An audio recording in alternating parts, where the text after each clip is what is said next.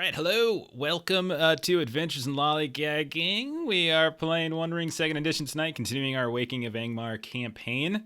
We left off in the soggy ruins of a bog and in a keep, and we're going to do a little bit more exploration of that, and then maybe get back on the road north, which is where we're headed. Before we do that, a couple quick plugs.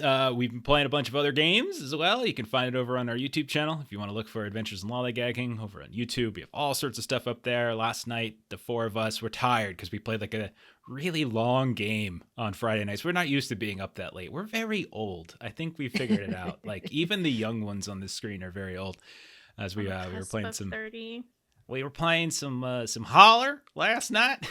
you got real weird. And we were like, you know what Lord of the Rings needs? Needs some more Bayou accents. That's what it needs. It needs some Bayou and Appalachian accents. That's what it is. Also healing people with pig intestines. That's true. That was great. Long's throwing pig intestines at people, and it gives them health somehow. So that's always fun. But yeah, let's see. Mondays we're alternating between Deadlands. We're doing Deadlands on Monday, and we alternate with Ultraviolet Grasslands. Next Friday, we're going to be doing a retrospective on our Impossible Landscapes campaign. As we have concluded it, we're going to look back. People have been asking us to do this, and I'll talk about things I was thinking as the campaign went. They're going to ask a bunch of questions, the players that is, of what happened.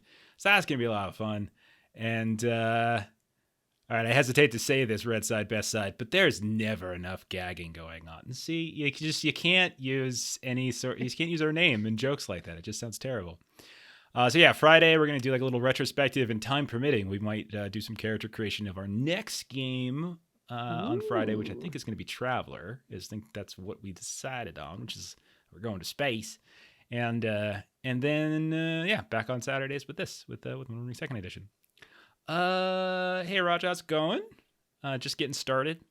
And then any other games going on? No, we don't have one. We don't have one today. I don't have one tomorrow. I don't have Shadowrun tomorrow. So yeah, it's just Monday Deadlands, Friday Delta Green, and Saturday this. Okay. Shall we get started? I wrote up a little summary for y'all, and I'll share it now with the crowd. So we've got okay. So here's what's going on. You have been tasked, or you have volunteered for, or whatever the proper terminology is, with investigating certain rumors about activity in Angmar. Evil men that apparently have been coming down from the hills, and apparently a powerful orc that is growing his war party and has went to the Ettenmoors to perhaps grow it even further.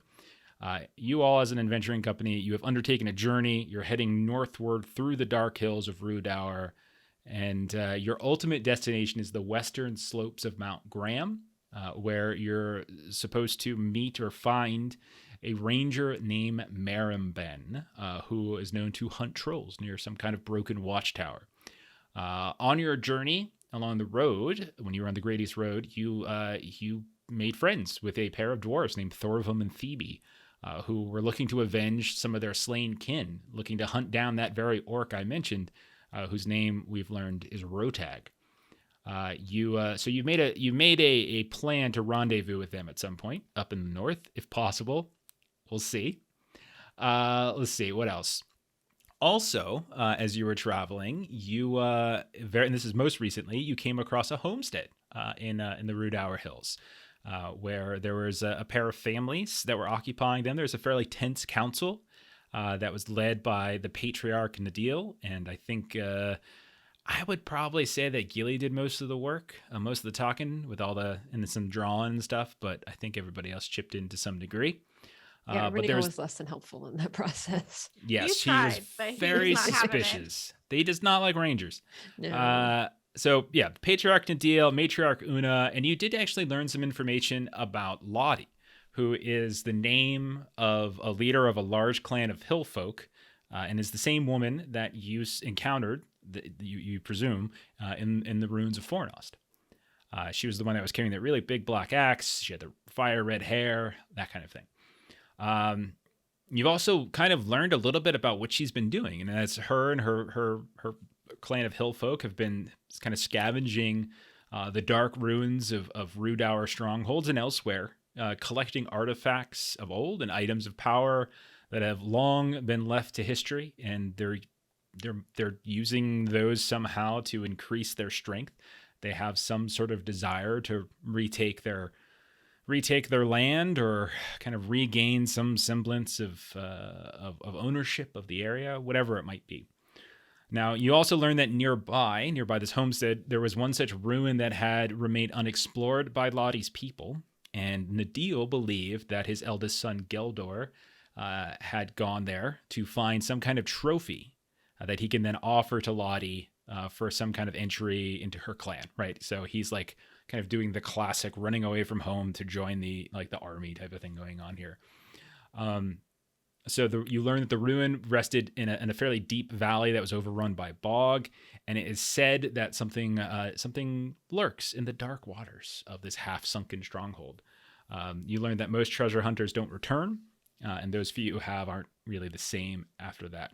There was some disagreement about whether to do anything about this, where it felt like Auriniel was kind of off on her own for a bit, but eventually she talked the rest of the party into journeying into these ruins, kind of doing a two birds, one stone, helping out these people and maybe earning some goodwill, but also maybe finding whatever artifacts remain in this keep and keeping those out of the hands of Lottie and her clan.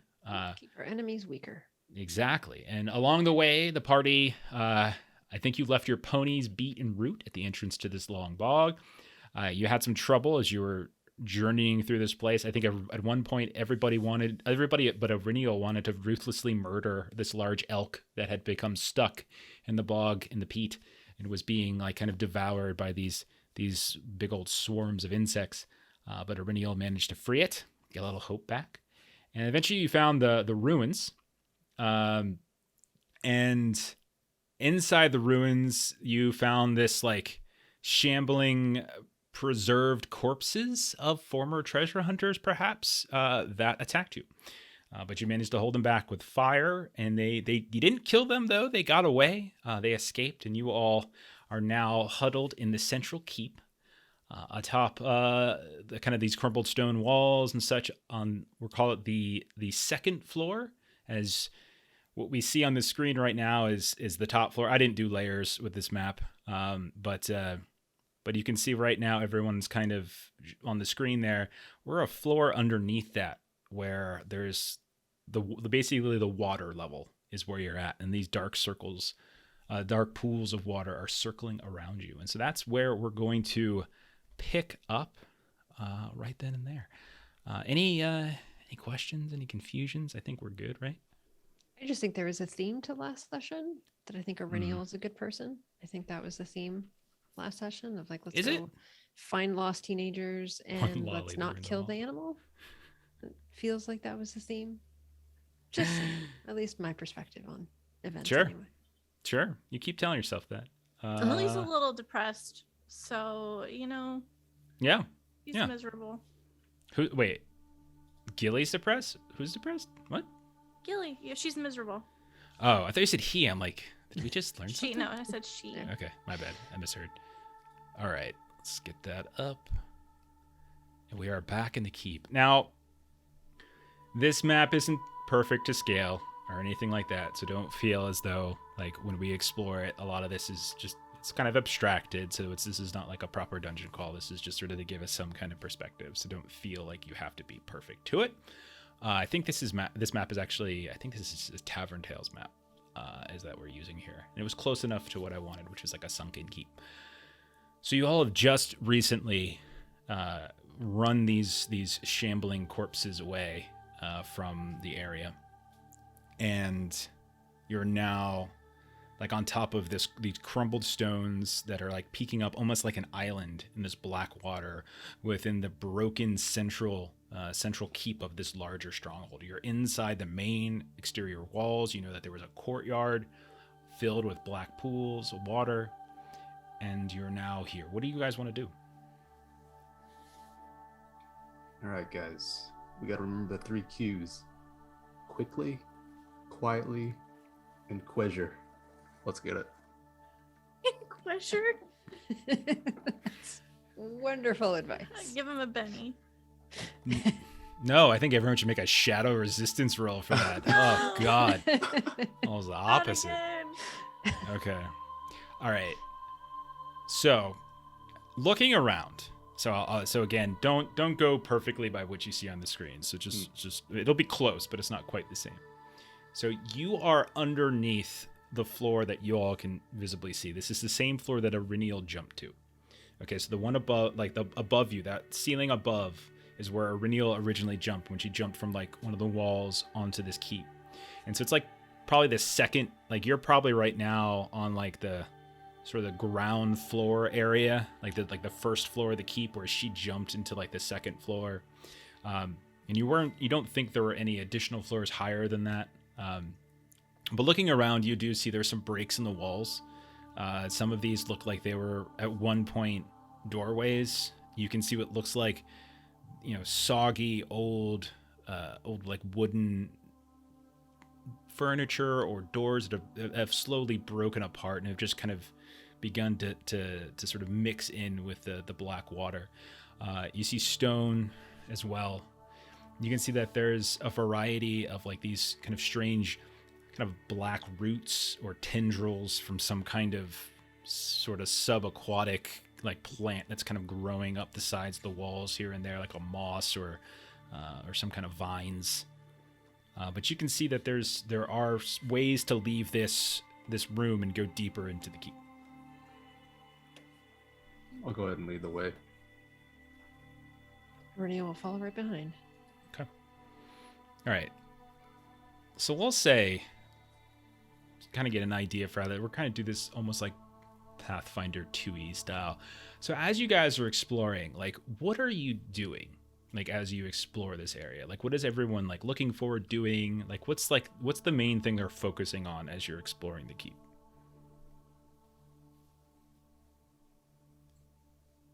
Ireneal's looking for signs of someone slept here, someone's camped here. So either remnants of fire or food scraps or anything like that. Okay. Floyd, what are you doing? I think I'll scan like the environment, make sure we're not running into some weird spots, maybe just a trap. Okay. So Iriniel sounds like awareness. Floyd sounds like scan, looking for kind of anything hidden or something like that. And Iriniel, you're just sort of looking for signs of something, someone being here or something like that, or just kind of keeping an alert for danger or anything out of place. Gilly, what would you be doing? She'd probably, because Gilly knows if we get the artifact, we can get out of here. Sure. So she wants to get out of here, so she's looking for the artifact. So you're looking for any sort of signs of like where something of value might be kept in a place like this. Okay, that sounds good. How about that to me? Do something maybe like maybe like a lore or a riddle might do, like something about like it's sort of like riddle in the sense like you're trying to puzzle solve, like where would they keep something good, or lore, maybe you've read about like human strongholds and where they might keep their treasures. Something like that might do. Lore would be cool. That's what I was kind of thinking of. All right, so let's do these one at a time. Iriniel, go ahead and roll that awareness test. Alrighty. Extraordinary success. The perfect roll. Okay, that's wonderful. That's a fantastic roll.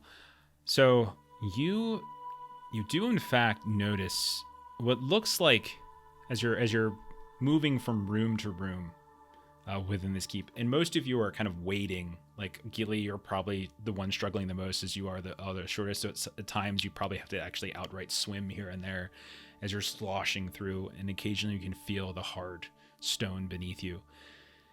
But Iriniel, you find some of these like dry spots, and as you're looking, you can tell what's been soggy and soaking and bog covered, and then you can also tell what's been disrupted recently, or at least more recently. And you do in fact notice that there's a pack on the ground that looks like it's in relatively decent condition, and in a place as humid and grimy as this, like if it's exposed to this kind of cloth fabric would probably like deteriorate it pretty easily. And this thing still seems to be relatively intact. More than that, it seems like the strap kind of broke and it sort of floated off into this corner where a bunch of this different refuse has kind of piled up here and there. Most of it just looks like sort of broken off debris of old stone or something like, or excuse me, of old wood or some other moss.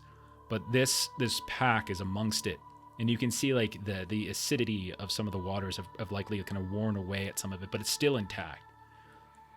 And when you dig through it, you actually can see that there are some foodstuffs in here that are still they're eatable. Like, you look at these things, like, you would probably be willing to eat this. And there's a couple other tools here and there. It looks like there's like flint and steel, and there's like some kind of like hunting knife, kind of in a small little scabbard. You can tell this is someone's supplies, and what looks like, a bit of rope as well. Okay. So Aurelian wants to kind of take the bag and just kind of throw it in her bag. So she's not going to like take any of the contents, but just keep it safe. And Aurelian will turn to Vessel and Gilly and say, well, there's no guarantee who this belongs to, but perhaps this was Geldor's, and maybe he is close by. Since you got an assured success, I want to give you something else too. Awareness also is like the eye of keeping an eye out for dangers. There's kind of a couple things that first you sort of notice as well. As you peek out through some of the exterior breaks in the wall through this central keep, you do see almost what looks like something moving underneath the almost serene black waters out in the courtyard here and there. And more than once, you see something just ever so slightly disrupt the surface, and you can tell it's one of those kind of shambling corpses with their slightly glowing eyes. Maybe it's the ones that you fought, maybe it's not, but you can see them. They seem almost like sharks, like just sort of circling around. But even though they could easily swim into this keep, they don't seem to be doing so. And the second thing you notice is kind of the absence of something.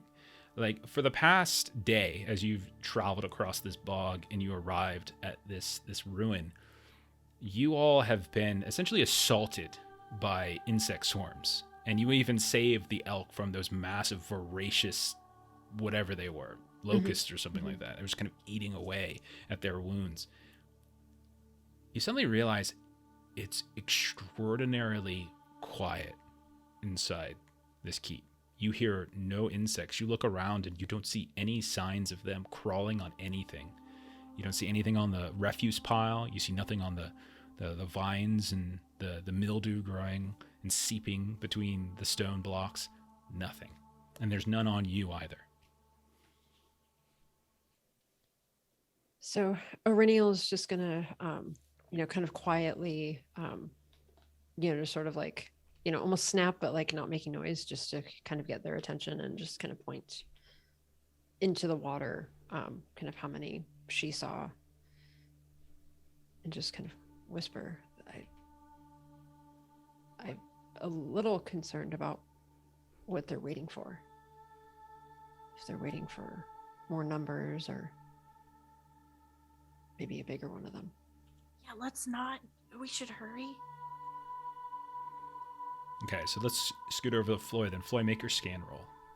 As the three of you are just sort of waiting from room to room in this keep. Get a success. Okay. So you're specifically looking for any kind of traps, or we'll say like anything hidden, anything that's not sort of obvious to an awareness roll. Something like where your like scan is specifically looking for that which is hidden, right? And probably it's because of your background, but as you're passing through what looks like some kind of, it might be a study. You look at what seems like these shelves on the walls with piled up like parchment that has just fallen and flaked into the ground here and there. A few leather bindings might still be intact. You catch kind of out of the corner of your eye like a glint of metal, and you see what looks like sort of the loop of a handle for a trap door underneath the water within this study area.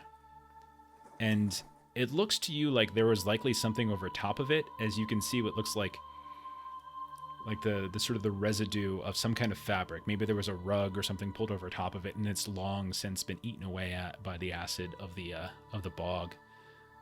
But in terms of like hidden entrances or hidden rooms, that was the only thing you see, and it is partially underwater. How much water is in this room? In this room, it's about 3 feet.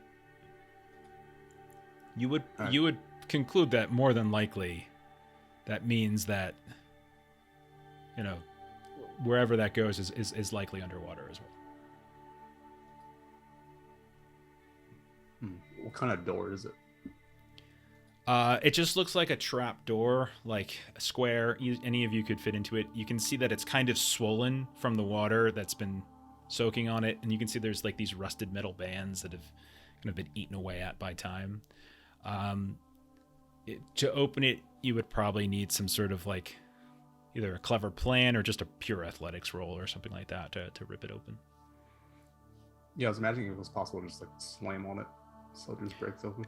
Yeah, you can just straight up athletics this and see if you can just smash it open. I'm gonna give it a try. Yeah, go for it.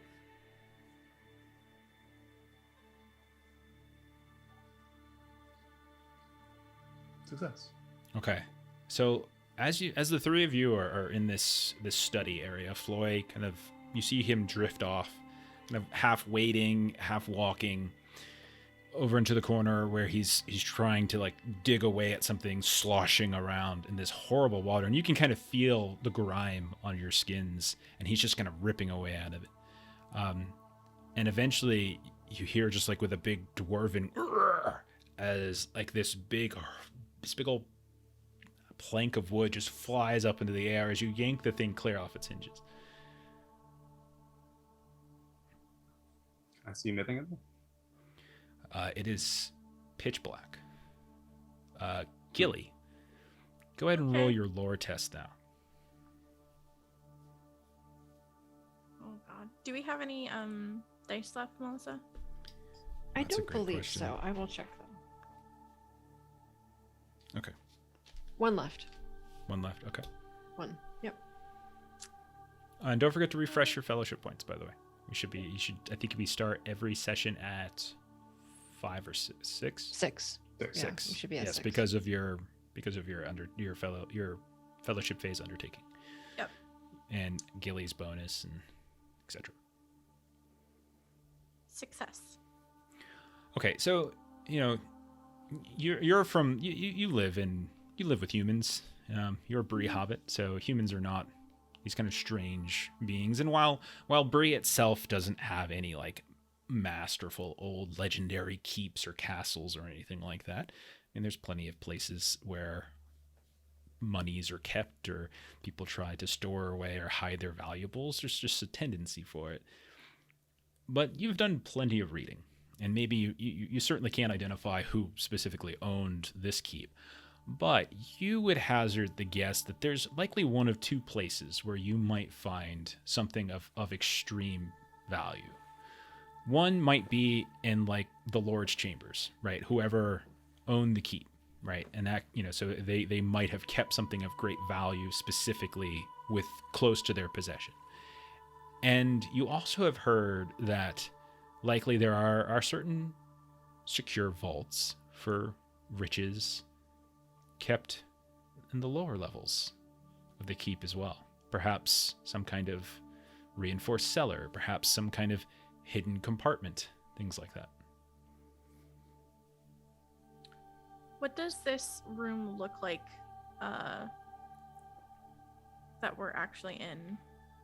Does it look like it was like an This looks like a armory? study. No, this It's looks like a study? Remember, it's a study, So it might it's be a like hidden- okay. there's shelves and things like that here and there, and you can see certainly on some of these shelves there's definitely old tomes. Some of the leather still seems to be intact here and there, but anything that was pure parchment has, like, even just touching it, like, it just, if it's still intact now, just touching it seems to sort of spread it apart. But you can tell at one point this was a study. this was a Okay. keep. Yeah, this was a study of a keep. Thank you very much, Stanley, for those bits. Appreciate it.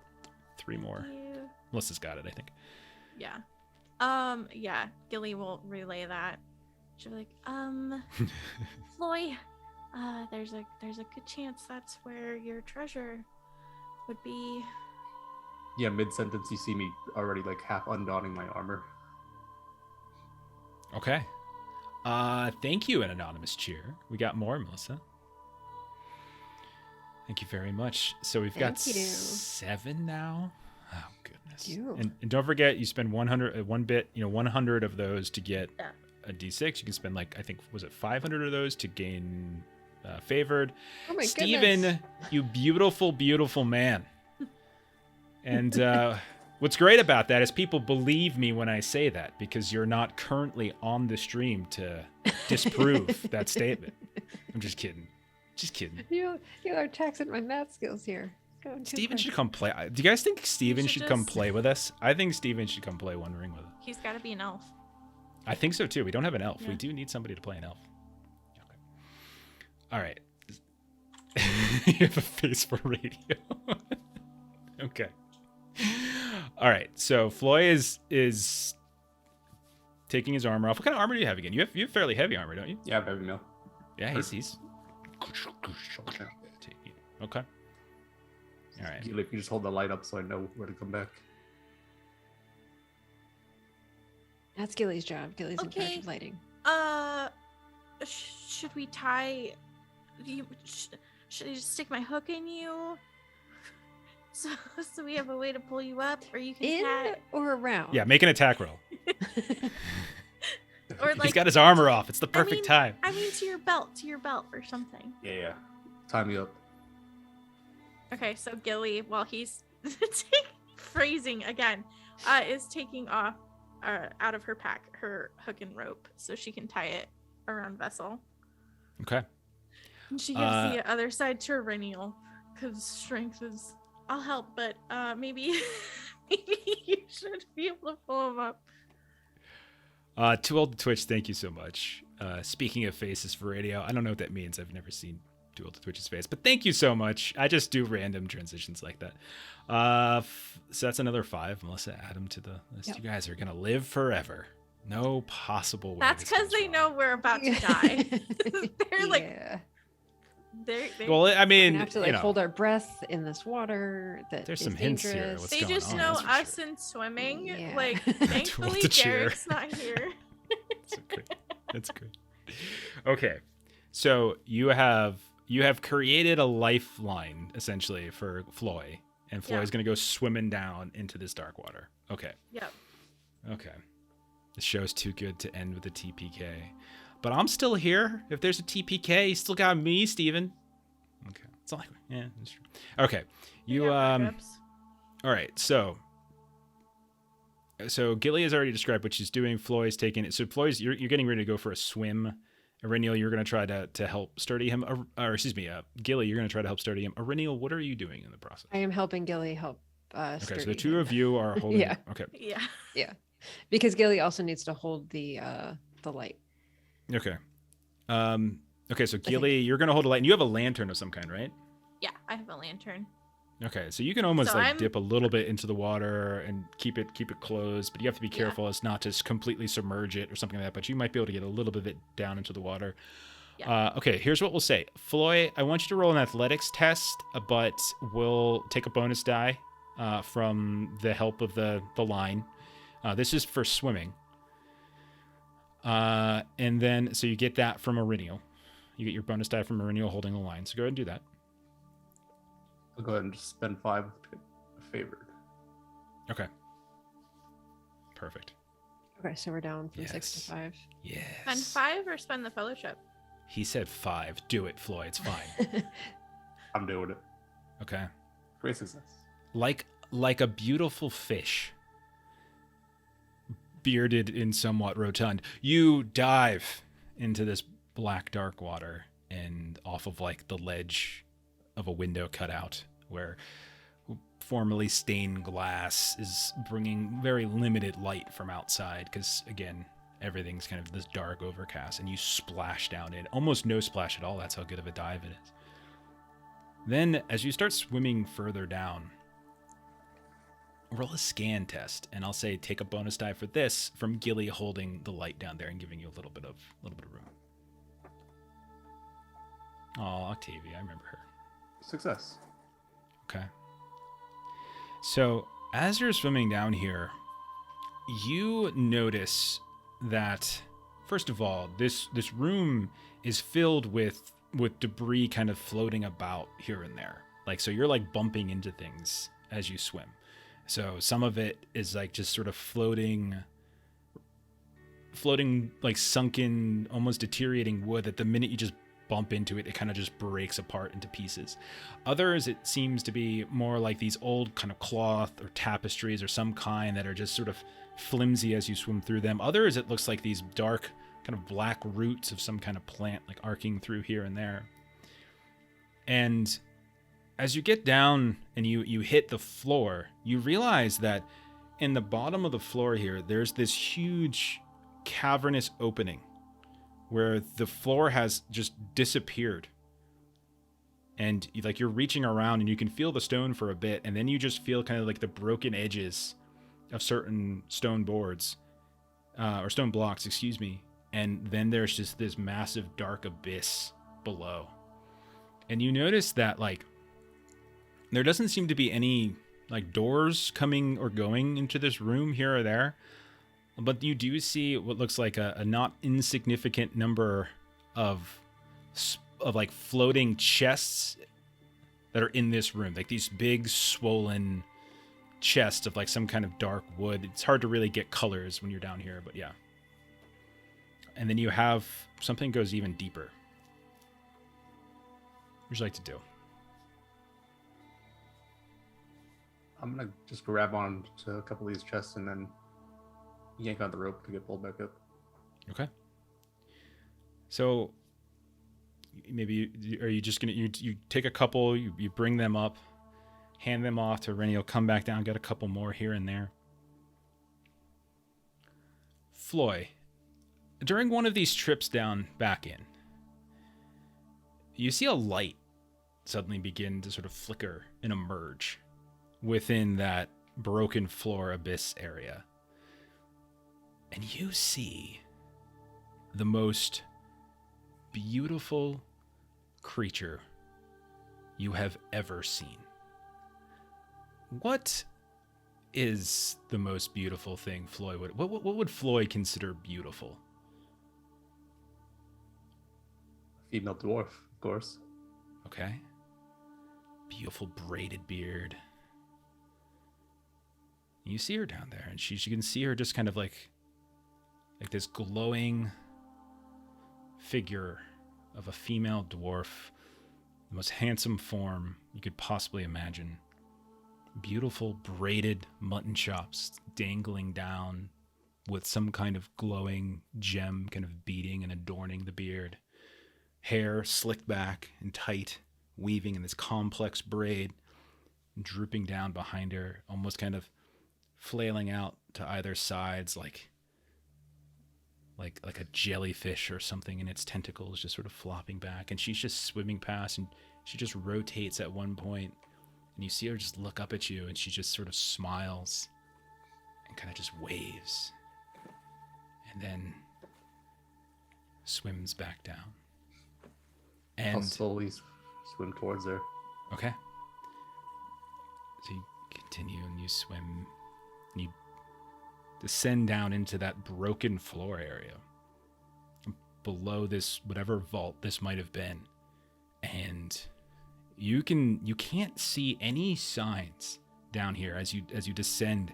It is utter blackness. Her glowing form, you still see no walls. Like there's no light that's like reflecting off of some kind of stone substructure. You don't see any signs of just broken, rocky, cave-like earth. It is pure and utter blackness. But there she is, just sort of waving at you at this point. All the only thing I can see. Okay. Go ahead and make a wisdom test. Wisdom. Yeah. That's one of the valor things. And as one as wisdom and valor. So yeah, pick wisdom. boy. I'll make this favored with fellowship this time. Okay. Doesn't spend his hope points, but he spends our fellowship points.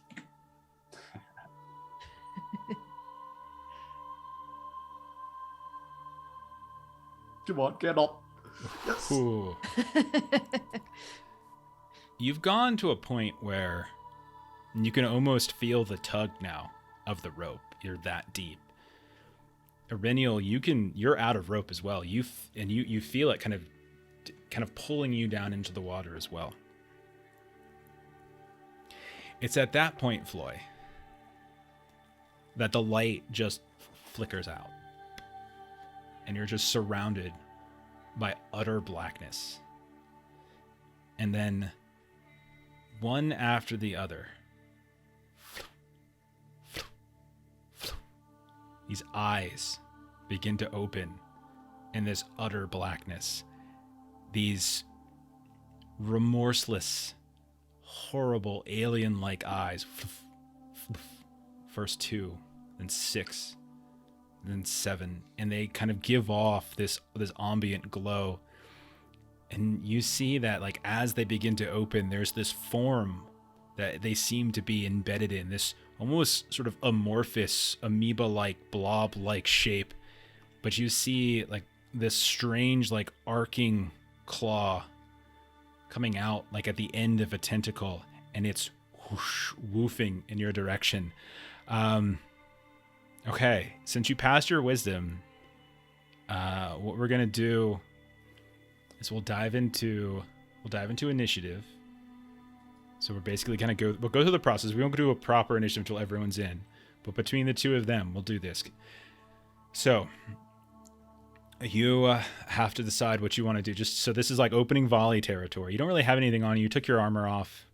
I'll say you could have probably taken a tool or a knife or something down with you. That's perfectly fine. But like in terms of your full-on like regalia and weaponry, you probably don't have it. And you are a good 50 feet down, I would say, because that's how long ropes are. And you see this tentacle just flying out at you, and this just strange, like crab-like claw at the end, just extending from it, all from this blob-like shape. What do you want to do? I'm gonna swim in the direction that I think is up towards the rope. Okay, all right. Roll an athletics test.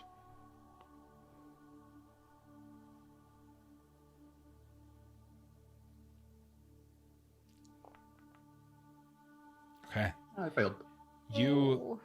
I mean, you shake out of whatever strange sorcery was making it so that you're like you see this creature, but instead of this creature, it's this beautiful dwarf, and like you managed to shake that kind of strange vision, whatever it was doing, which you think at this point it most likely was doing something to you. But as you try to swim back, you kind of get tangled up a little bit in the rope. It kind of gets wrapped around your arm or your leg, and you're trying to kind of get right by it. And you try to, as quickly as you can, just swim back up. But as you look around, like it's so hard to tell anymore which way is up. You are so far down beneath. You don't see Gilly's lantern light anymore as you've gone down at the abyss beneath that floorboard, and you barely make any movement whatsoever. So this thing's going to go ahead and I'm going to say, since you failed your athletics test, we're actually, me and you will go into sort of a combat at this point. We'll put you into proper initiative. Now you can still, yeah, go ahead. Can you let us know when it's been like longer than like a normal amount of time he's been underwater? He's a dwarf. Since he had made a couple trips like up and down and up and down, like Yeah. I feel like because he's a dwarf, he's probably got like a little heavier ability to a sturdy constitution. He can hold his breath a long time, is what I'm thinking. Yeah. Once it's past like what we think is like an average, Gilly will start tugging. Cool. I think what's going to happen is oh, thank you, Aaron, so much. I think what's going to happen is this creature is going to attempt to reach out and target Floy for something. So it's going to engage with you, Floy, and it's going to try to kind of, we're getting into combat here, but you get to go first. That was just opening volley. It does actually, does it have a ranged attack? No, it doesn't actually have a ranged attack. So like this tentacle is like flying and snapping out at you, but you're managing to outpace it ever so slightly with your swim, but you didn't really outpace it enough to say you've escaped it, as we're in proper combat now. So it's your turn. What particular stance would you want to take in terms? It's like, granted, we're underwater here, so we're kind of exploring strange and unknown territory with the rules. So we're playing a little fast and loose. But how would Floyd kind of react in a situation stance-wise? Yeah, I'll go defensive this time. Okay, so you try to like sort of cautiously kind of keeping your backside well, like maybe you're swimming serpentine like. And do you try to attack it, or do you try to continue to swim away? I'm just gonna run or swim away. I mean. Swim away. Okay, roll that athletics test then. And to see if you can kind of get away. Oh, I got eyeball. That was one of those I watched it roll from good to not good. Okay. You continue to feel yourself kind of getting tangled up here and there, but you're trying to make progress up. You're feeling, and at last you finally feel like the roof, the ceiling, I should say, of like that vault that you first came down into and you hauled the chest out of. But you don't find the actual massive broken hole yet. So you're still kind of trapped in this dark area with this creature, who will now make a series of attacks on you. Okay. Oh, I'm sorry, Long. Go ahead and target Floy on this, as this claw comes kind of like weaving out from like the blackness below and kind of snapping away at you and trying to get to you. This is... All right, here we go. This is going to get 3 attacks.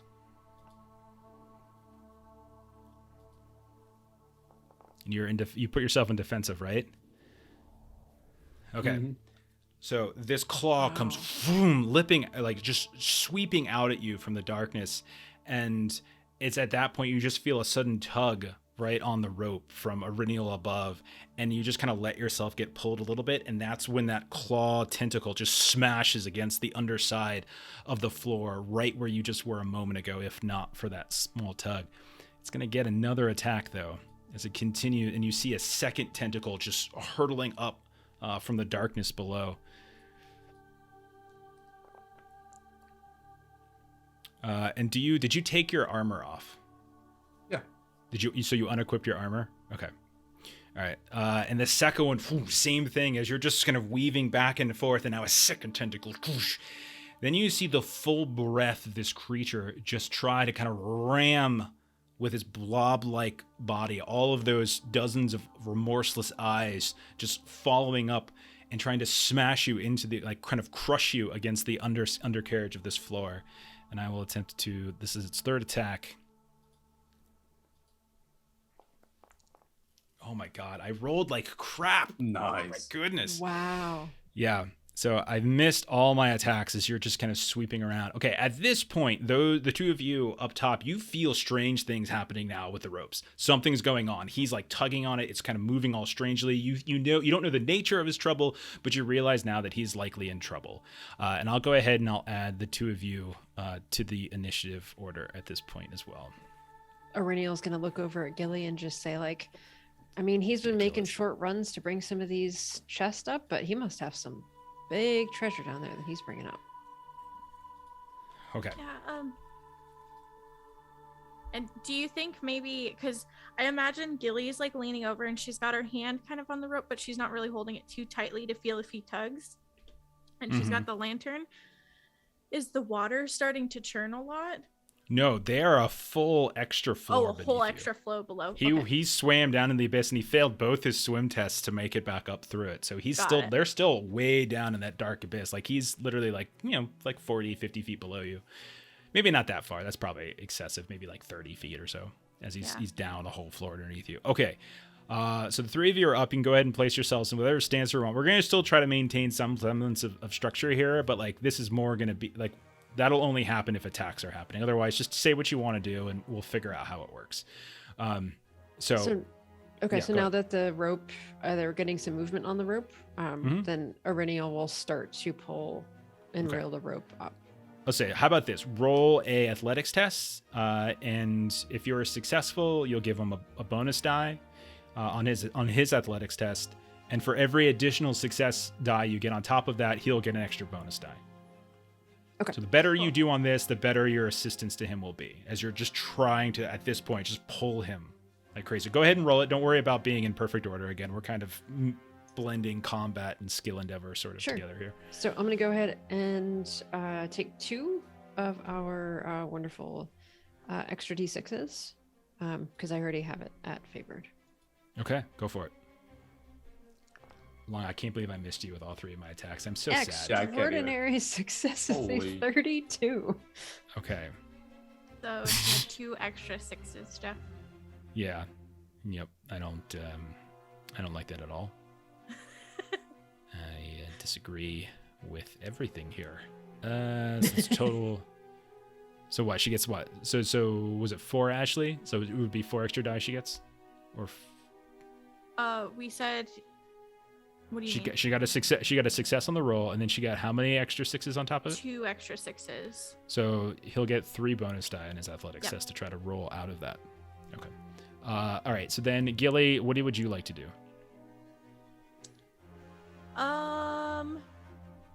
Maybe I'll take some of the slack of the rope that we have and try and find some place to secure it, so we don't have to worry about if Irenial loses her grip, him totally losing the rope. You're trying to something. I don't think there's just a ton of slack right now. Like he's so far down. I don't think Okay. there's really slack right yet. Uh, I think it's basically because I had already established that like Aurelian kind of felt like the last tug as he was going too Got it, far okay. down deep. So there's just probably not a lot left. probably not too much. Like she's waiting to see if he gets nearby because she doesn't realize something's wrong yet. To Mhm. like maybe grab whatever he's bringing up to us. Okay. So she's just watching for signs of him. Okay. Floy, what would you like to do? This thing is right on top of you. Yeah, I'm Absolutely still right on top of you. retreating as fast as I can. Okay, roll an athletics test It's 3 extra dice. with 3 extra dice. Okay. Great success. All right. You manage to weave your dwarf body in between these 2 tentacles. One that just smashes right into the under portion of the floor. The next one, same thing, and you're just kind of weaving between them here and there, and you just hear and you see bits of stone and dirt just kind of come free from the impact, and it just wrenches these huge kind of claw marks in the stone itself. You can kind of feel the full mass of the body, and as you sweep past it, like you can, it's almost like some kind of thick hardened hide as you like bump shoulders with it, this big amorphous body. But you reach up, you feel like the craggy marks of the floor itself, and just pull yourself up into the treasure vault room and kind of swim. And so you have made it out from the abyss. You are now in that second that vault room between that you first entered into. Okay. All right. This thing's just gonna follow you, and it will attempt to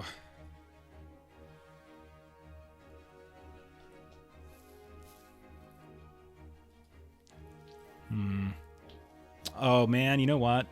That sucks. What? Its attacks were at favored, and I didn't roll them at favored. Oh, all those misses. Yeah, it's a shame. It's okay. It'll move. It'll follow you into this room.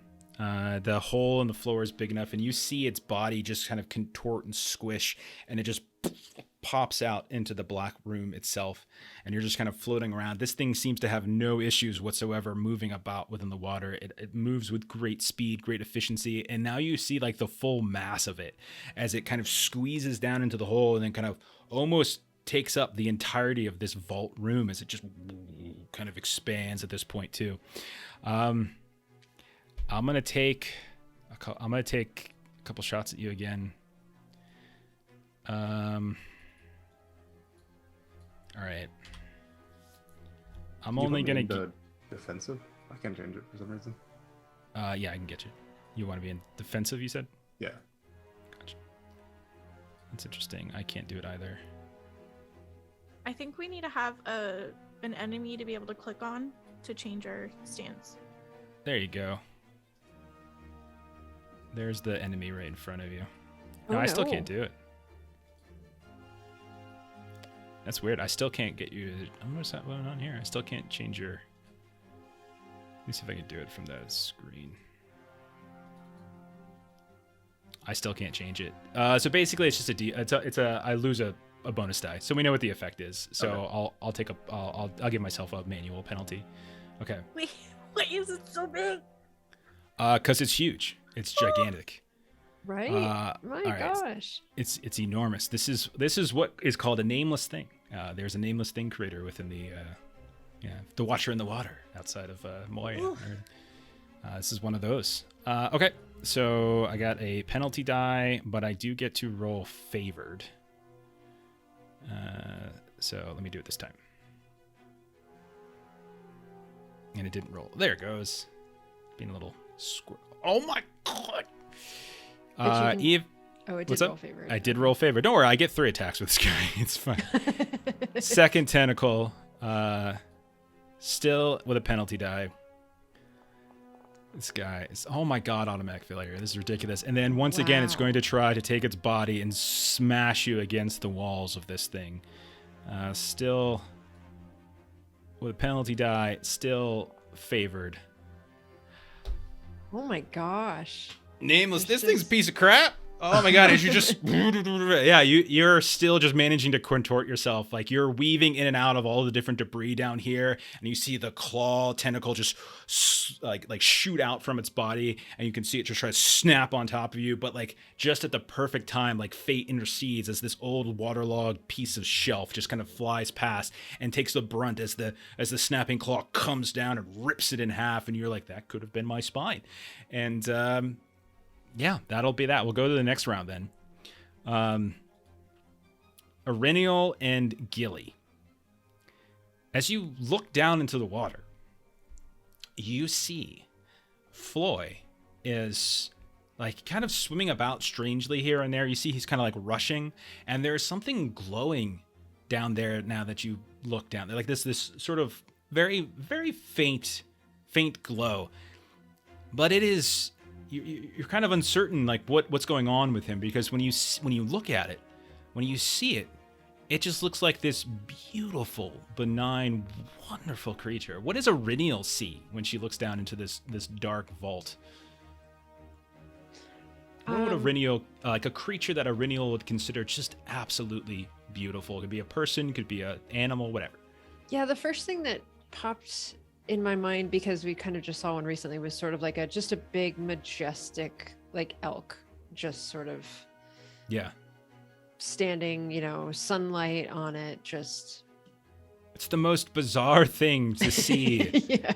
This elk kind of swimming somehow through the dark waters of this vault, and it's almost as if Floy is trying to like bring it and save it to the surface. Maybe he took a lesson from your work in the swamp. He's like, he found another one and he's trying to save it. Somehow it got caught down here. Who knows? Maybe there was a pocket of air. What does Gilly see? Hey, Tombstone, how you been, man? Yeah, I've been trying the hatless stuff. Yeah. It's weird. My hair's been growing out pretty long. For me, anyway. What does Gilly see? Gilly sees a really handsome dwarf. Ooh. So there's Yeah, two but down besides there, Floy. because now there's Floy and there's another one. Ooh. I didn't know Gilly had a thing for dwarves, but I there it just is. Decided. Yep. Yeah, there is. Is it just like what does this dwarf look like? Give me some details. What are we talking about here? Are we talking like rough and tumble beard? Are we talking like braided beard? Are we talking like It's very mountain man type? braided, but he's kind of like a mountain man type, and it's just like bright red. Okay. And there's just sort of like this glowing bright red visage of a dwarf that seems to be following Floyd. He's found Kind a of survivor down here. Like a romance novel where his hair's flowing behind His him. his And his, yeah, his and he's shirt is got like open. a little bit of chest hair. Okay. All right. Fair enough. So you see these strange sort of specters that are occurring. Both of you roll wisdom tests. This will determine whether you can act in this round. Okay. As this little spell You guys can kind of see what's happening here, but your Uh, characters there don't we go. necessarily know. My foundry froze. The but I Brad can't Pitt of remember that. dwarves. Yeah. It's like Brad Pitt from Legends of the Fall. Extraordinary success. Okay. I'm gonna grab one of the fellowship points to Okay. make it favored.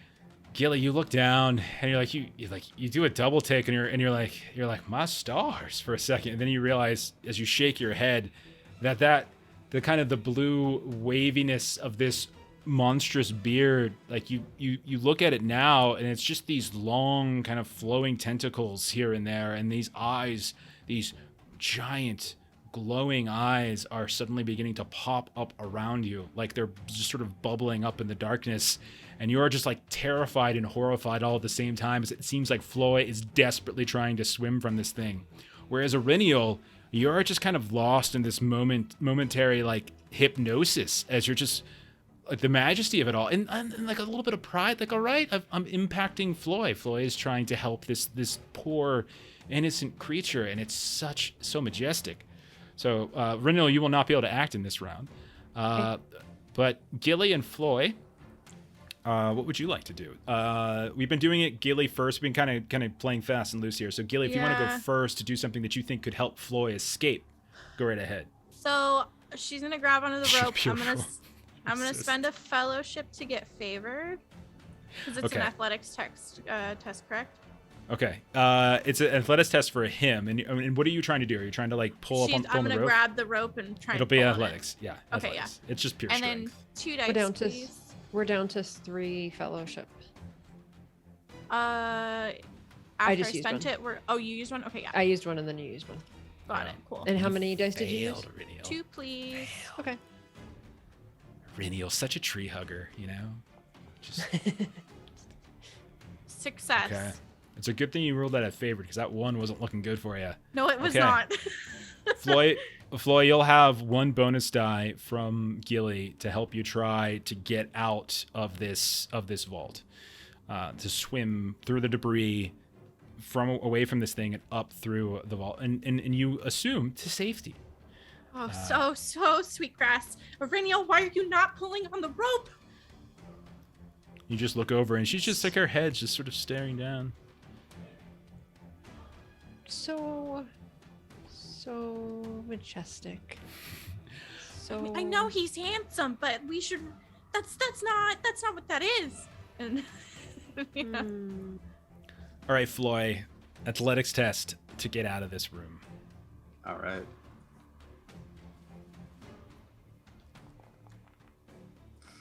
Yes, success. Great success. So you manage to swim up and just like a great white breaching the surface, you just launch yourself up and through, and you kind of splash down into the water, and you look back as the eyes are still coming, and right as those 2 tentacles with the claws at the end just erupt up through the opening, swooping in like one at a time. The first one comes through the trap door and kind of launches out at somebody. The second one as well. I'll roll randomly to see who I attack here, but I'm gonna get the 2 tentacles off, but I won't do the smash since he's still down there, so he can't quite weave around it. So I'll do a D6 just based upon the layout. 1 to 2 Aurenial, 3 to 4 Floy, etc. So the first one will go up against. It'll still be Floy. He hasn't learned. Has not learned, and I'm assuming you're still kind of defending yourself as you go. Yeah, same. Yeah, of course. Sorry, I should do that again. I didn't put. I'm gonna roll it a second time. Yeah, go for it. Okay. It's for the Favorite. favorite. Thank you. Oh my God! How many Yeah, Gandalfs side have by I side. rolled That's a tonight? lot. I have rolled That's so a many lot. Gandalfs. The second one will come out. The second tentacle will leap out of the water and will go after Gilly. Gilly, what stance would you say Gilly was in for this situation? And it's all and you set your stance before like the whole mesmerization thing. Yeah, I wasn't able to change it, but probably open. Open. Okay, so it'll Unfortunately. just be flat. Okay, so this is Yeah. gonna be this next one's going to be at Gilly. That's what I'm talking about. That's what I'm talking. Yeah. So there's no penalty to this one. Oh. Yeah. Okay. Gilly's dead. Christ. Okay. So, 8 damage. Yeah. couple things are gonna happen. Let's see. What did I roll? I got. I got 2 successes. All right. So I got my automatic success with my Sauron. And then Gilly Okay. needs to make a protection roll test. I actually, because it was an automatic success and I don't have any extra successes, I can't do this ability that I want to do. Thank That God. sucks. That sucks so hard. Okay, go ahead and roll your protection roll. Can I get a dice smell for protection? Oh, that sucks. Oh, would have been so great.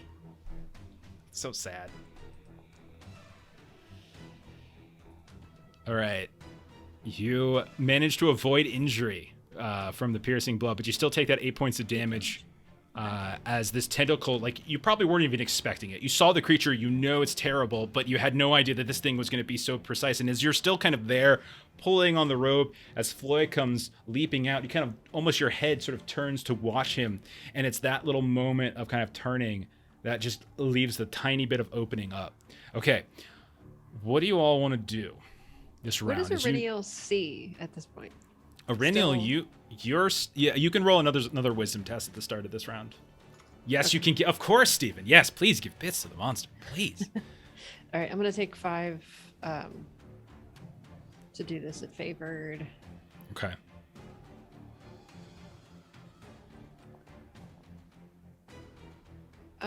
Still failed. Auriniel is still kind of locked in some kind of trance as she's staring at this thing while the two of you are dodging out of the way, Gilly not so successfully, of these like snapping tentacle claws. You do notice that it doesn't seem to be able to push up through its whole massive body through this small little hole, but the tentacles are so faint that it can kind of get up and snap at you. They're very dangerous and they're whipping around. So the more you stay near this trap door, it's going to be able to continue to attack you. You would imagine if you manage, oh my God, Steven, you would imagine that if you try to back away from the trap door, you could potentially outrange it, at least for the time being. What would you like to do? So Floyd and Gilly, Oh, what sorry. would you like to do? We gotta get out of here. Then I'll just Yeah. drag Auriniel with me if possible. Okay, roll athletics test to drag her away. Which way are we going? For Yeah, this way or That's a out good question. to this way? Again, don't worry so much. Just tell me generally, are you trying to get out of the keep? Or are you trying to go back the way you came? Or are you trying to go up? What are you doing? Floyd. I think we should go up out of water. Okay. Okay, yeah. All right. And all of those chests are just sitting there next to us. Bricks suck. I'll assume you can grab a couple, or like you sort of floated a few out. That's fine. Okay. All right. You managed to drag her away. Auriniel, you just feel this like overwhelming confusion as like you don't really understand what's happening right now. Things aren't really making sense. And it's just like, even as you talk, you're just sort of like mumbling as this sort of strange, It's a majestic creature. Why are we running away? and you just hear Floyd. Yeah, and you can see like the pupils have dilated in her eyes. She's got this far off look as you and Gilly go like clambering out of the room looking for some way up. Gilly, since Floyd took his action to drag Auriniel away, Gilly, why don't you roll like a scan or an awareness test to see if you can find like a staircase going up that might take you up to another floor. Okay, can I get a dice smell? Yep. I have 1,000 bits to use towards the Kraken, just so you know. You Failure. do. Yeah, I saw. Y'all I did. saw. Failed. Okay. So you are still wading around in this water. Don't forget, you guys are in water, which is sort of like waist high water. As the two of you like you have like this little train of floating chests behind you that you're just sort of pulling as you go. Floyd's got Auriniel kind of just dragging her. Gilly, you've got like a rope that's attached to these couple chests like they're little pet dogs that you're bringing with you. And you're just kind of looking around, and you think you find what looks like a staircase going up, but you realize everything is kind of collapsed inward on it. And as you try to ascend it, you get like 2 steps up before you realize you can't go any further. All right. I'm going to roll a test. What kind I think of test? none of your business, Melissa. None of your business. And so much so, I'm actually going to put it private. Oh. Yeah. Super. So it's not so much a test. It's not really a test. It's just a random. I'm trying to see if something happens. Okay.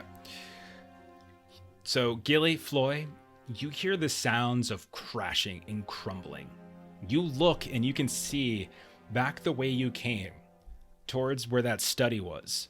You see these little eruptions come up from below the water, and stone whoosh, flies up and splashes back down, and you see what looks like a tentacle that just knocked this hole in the ground of stone, and the tentacle erupts into the floor and kind of snaps around blindly looking for someone. It does not randomly hit you guys after all, but you know that you are not yet in danger. Start of the next round. Again, this is a mixture. Irinial, go ahead and roll wisdom to see if you can kind of break this trance. And then Floy and Gilly, tell me what you're doing. All right, I'm going to take a fellowship down to 2. Not my sister in that at all, or is that not a thing? In the wisdom, no. This is purely just her trying to like break it. All right, so I'm taking a fellowship point and one of our d6s. Okay. Man, this is great. Oh my gosh, I still think it's an elk. And you keep saying words that sound like, like it makes sense, but all they hear is just you babbling incoherently. Floy and Gilly, you have not yet found a successful way to go up any higher. You can continue to look on this turn, so you can continue to do the same rolls. Floy, you don't have to keep rolling athletics every time. It was just the first time to move her. But if there's so what do you two want to do? Yeah, I'll find a way out of the room. If Gilly couldn't see anything, I'll see if I can. Okay, so I'll take either scan or awareness is fine with me. If you want to, if both of you want to roll this, is you're looking for a way up, preferably. Oh Christ! Oh, I failed by 1. Okay. Can I get a dice roll? Oh boy. Oh god. Got it. Great success in awareness. All right, it's not a staircase, but at the very least, you see what looks like a crumbled floor and wall that has kind of created its own little ramp that seems to go up to an upper level of the floors. Similar to where Irinial was. It's more like the northeast corner, it looks like, of the keep. You've kind of traveled from what was the southwest corner where Irinial first jumped over onto that second floor, and you're on the complete opposite side of this interior keep, but you just find just what looks like a series of stone blocks and debris that leads up to that second level, and the three of you begin to quickly run up. Right as behind you can hear these explosions, and you look back down the hole and you can see the tentacles kind of flopping around and snapping. You get up to this second floor. You continue to hear it below, but it almost sounds like it's further away. It's kind of distant, and it seems almost like it's almost blindly looking for you at this point, and you think it hasn't quite been able to track you up to this sort of second floor. What would you guys like to do? We can break at this point, as we can break specific kind of combat initiative here, but you guys know this creature is looking for you, is essentially what's happening, but it doesn't seem to be like right on your tail. What do you guys want to do? Irinial, I'll say at this point, like, because it's out of sight completely, you don't see the tentacles erupting anymore, you can kind of snap out of it at this point. You still have no idea what you just saw. You didn't see the monster, but like you snap out of that trance where you feel like you can't really do anything.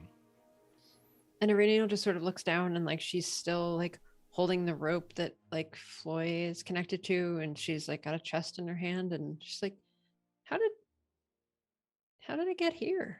We don't have time for this. To Floy, and like Gilly's grabbing what she's got and she's going because she wants distance. All you gotta know is we gotta go. Oh, okay. I thought there was a hot dwarf man in the water, and it was not. And instead, it was this horrible creature, and we really gotta go. There was a just majestic elk. Yeah, it really wasn't. So let's go. Well, okay. And Iriniel is very taken aback by like, this is not Gilly's usual persona at all. Sweet grass. I want to get out of here. Running it is. Yeah, so I'll just lead the way out. Okay. Find a way out. Sorry, I was just kind of resetting some stuff on the map while you guys were talking. All right. So you guys have made it over to the northwest corner of this keep. And again, this isn't perfect, but it gives you some semblance of understanding. So don't read everything. So just tell me what you want to do, and like we'll kind of go from there. We're just sort of using this to help kind of abstract, and give us a semblance of where it kind of ground us a little bit. Okay, so you look around, and you are on a floor. It's about, again, this is about 15 feet or so, maybe 20 above that black water below. And at this point, you know what to look for. And as you look down, you can see those very tiny, almost imperceptible currents in that dark, thick black water below. And you can see there are some of those marsh dwellers that are moving back and forth here and there. None of them seem to like be kind of coming up and crawling, but you can't see them so much as you can see the impact they have on the water as they move about. And maybe ever so often you get just a little glimpse of their glowing eyes, but it's very difficult to see. And had you not already encountered them, you wouldn't even probably be able to notice it. You notice that there is a stair, some kind of broken staircase that seems to go up from this level even higher. And you look above you, there's no roof above you. It looks like there once was maybe another floor, like a third floor of the keep that has long since crumbled. And you can see the remains of that around here in the room. There's these huge chunks of stone. You can see it down, sort of crumbled on the floor here and there. To the east, you can see about 25 to 35 feet away is the wall, the exterior wall of the keep on the eastern side. It is slightly lower, ever so slightly lower in terms of height than where you're at currently. And you can see that there's a huge chunk of rubble where like the ramparts are, like the walkable parts of the tops of the wall are no longer intact. And like the stone is just completely crumbled in upon itself. It's a little bit lower, but it is nonetheless like still fairly high up from the water. And then there's this stair that kind of goes up to the north side of the keep. And it seems to, again, go up an extra level. What would you guys like to do? We keep ascending. Try to take that path. All right. Stairs. So as you get up to the stairs, you do notice that there is this door, this like heavy double set, these big, heavy metallic doors that still seem to be locked in place in the wall. There's no roof above them, but you can see the remains of like this metallic door frame. This looks like this is some kind of like door that was put in place to sort of keep people from kind of slamming into some point. Now the bright side is that you can see that the barring system is on the inside. But you also notice that like where those heavy iron bands are covering these big old thick planks of swollen wood, you imagine this thing is kind of swollen in place to a degree. So it would take some kind of clever action or just pure brute strength to try to knock this thing down. What do you mean by no roof, though? Like you can just meaning there's no roof, like there's nothing above you. There's no ceiling above you. The stair kind of goes up, and you think there might have been like a rooftop above here, but like everything's again kind of crumbled down. It's not like a full set of stairs that seems to go to a new flight, but you imagine it might be going to some sort of, it might have been like some kind of central rooftop overlooking the entirety of the courtyard. So theoretically, instead of trying to break down this big door, we can go up the stairs and go down into it because there's no roof to it. Yeah, you could potentially just kind of climb over top of this. You could just knock it down either way. But there's basically like a stair that's blocking your ascension to the part where you can kind of get a much more bird's eye view of the keep. Yeah, see if we can lift someone over and remove the bar system if it's barred. The bar is right in front of you. That's easy enough. You could take that off, but just everything's sort of swollen and soggy from the humidity of the place. I see. Really just like someone lowering a shoulder into it with athletics or some other, if you have some other solution, you can easily kind of knock this down.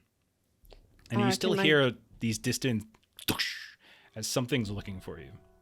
Can I consider my bold? So spend hope. Have you seen bold. the yellow ring? Well played. I like that. So spend a hope for bold and just try to shoulder my way into this. I can help her out here. Do it at the same More of a time. bold action than a smart action. I don't think that's bold. What's bold? Is that bold? Is that what we're calling bold these days? Is that the bar for bold? Come on. I can just assist her instead. Yeah, Do it just at a the same sister. time. That's fine. Yeah, just go ahead and take a also bonus do die. like maybe like a craft roll. We're shouldering through this thing. Oh, go It's for really it. yeah. It's not hard. It's just there to it's just in your way if you go this way. That's all. Go ahead, Aurelio. So athletics. Yeah, and Floyd said he was supporting you, so take a bonus die. Okay. And Two. Is Because Aurelio you're- your Two, fellowship 'cause focus? Yep, Yeah, so yep. take 2. all right. Extraordinary success 29. All right, you're able to easily kind of just push these things down. Like it's kind of a soggy mess when you do so, but you also notice that it's crumbling, but there is a walkway that leads onto the back wall itself.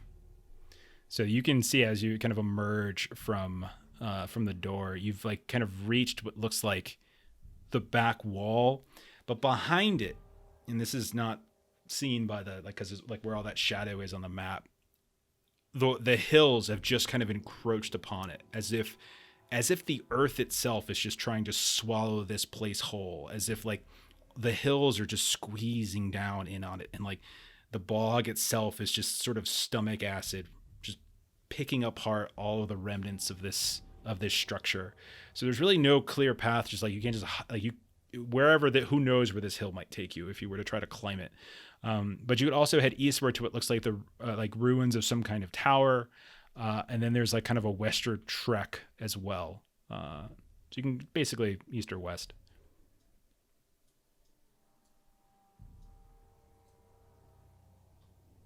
What East. do you guys think? Yeah, east is a tower you said? Yeah. So you guys move up and you see, much like the southwestern corner of the actual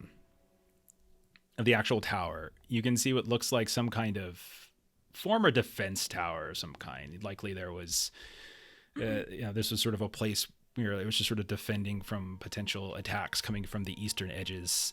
You can see that most of it has kind of fallen to ruin. The sort of circular rooftop of this has got patches all over it. You can see what seems like the remains of a staircase that kind of weaves its way down into the dark water below. And you can also see that the eastern bit of the wall itself is kind of crumbled upon itself, and it's a little bit lower. So meaning like it's kind of created almost like a V on the eastern side of the wall. And you can see that, the stair that would have kind of weaved its way fully down, you can see that there's no clear like walkway to the other side, and that you would need to jump if you wanted to kind of get onto the eastern walk path and kind of try to filter your way back towards the front of the keep. So can I do like a jump over here and then a jump over here? Like, does that seem like that's a slightly Yeah, I would say narrower jump to do?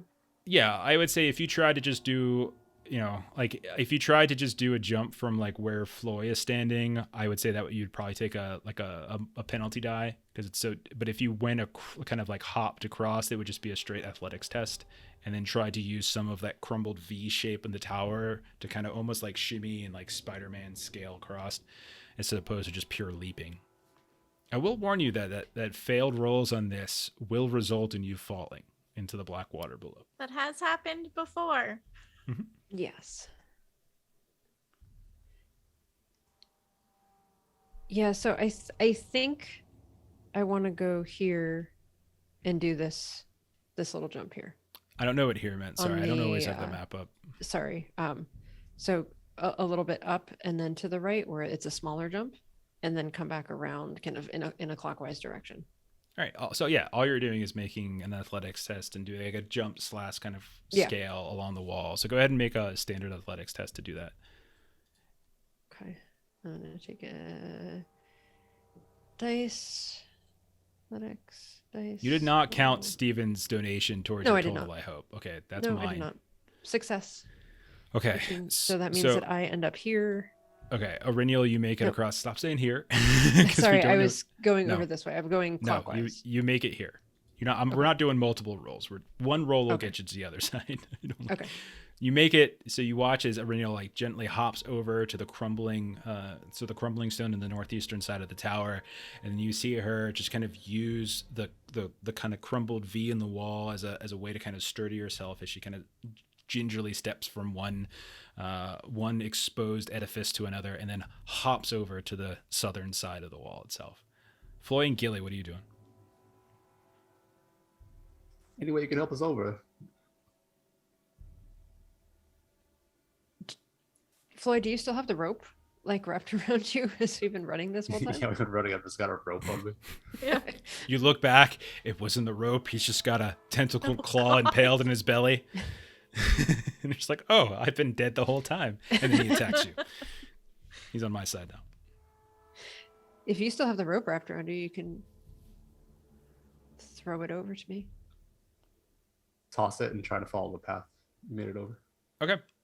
What we'll say is this is you still make your roll, but if you fail, we'll say you don't fail into the water, but rather you just sort of dangle in the air above it as Aurinial holds onto it, and then we'll see whether or not more rolls or something else happens. We'll say you don't fall fully into the black water if you were to fail. Ugh. Yes, she is human, Nemo. Gilly is a Bree Hobbit. Aurinial is human, and she's a ranger of the north specifically, and that's a fail. As Yes, that is. Floy hops from, he tries to follow Aurinial's route precisely, and as he gets just a couple steps into that northeastern segment of the platform, the ground crumbles out beneath him, and he goes falling. Aurinial, you're right there to kind of hold on, and he's just now kind of dangling in the water, not just about a couple feet above the water from the rope. Gilly, what are you doing as you watch this happen? She's gonna attempt to go over. Okay, so as he's dangling down there, Aurinial, you're hanging on. He's heavier than he looks. Gilly, go ahead and make your athletics test. You don't have the safety of the rope, though. I know. Okay. So I'm gonna need a fellowship, so we're down to 1. Okay. Oh, this is great. You never Do you want any ever dice? get hope back. I do need dice. Okay. Of course, So I then, don't care. Can I have 2? yes, you can. Furry dwarves can't jump. And I am scared to look. You made it. Oh, okay. Yay! However, I'm gonna go ahead and take up some of my money, no. some of what happened in my donation from our good friend Steven, to say that in the earth below, or the water below, as Floy is dangling beneath it, you see an eruption. Oh, shit. Black water flying every which way, and those two tentacles fly up from below, and they're both going to take shots at Floy. Again, I'm going to not give it the third crushing attack. I'm just going to do the 2 attacks because it's not like right on top of you. It's just sort of snapping at you. That is the truest thing I've ever seen Steven say in chat. I don't like seeing Jeff that happy. That is, I just feel that's just like, I've never seen a statement so true.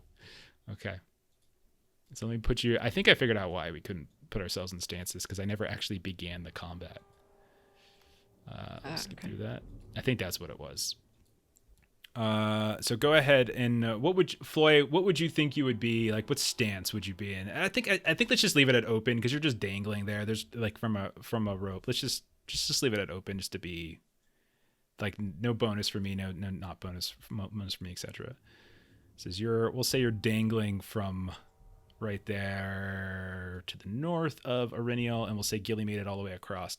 This thing is going to attempt an attack. For the love of all that is good in this world, please. It's going to take two shots at you.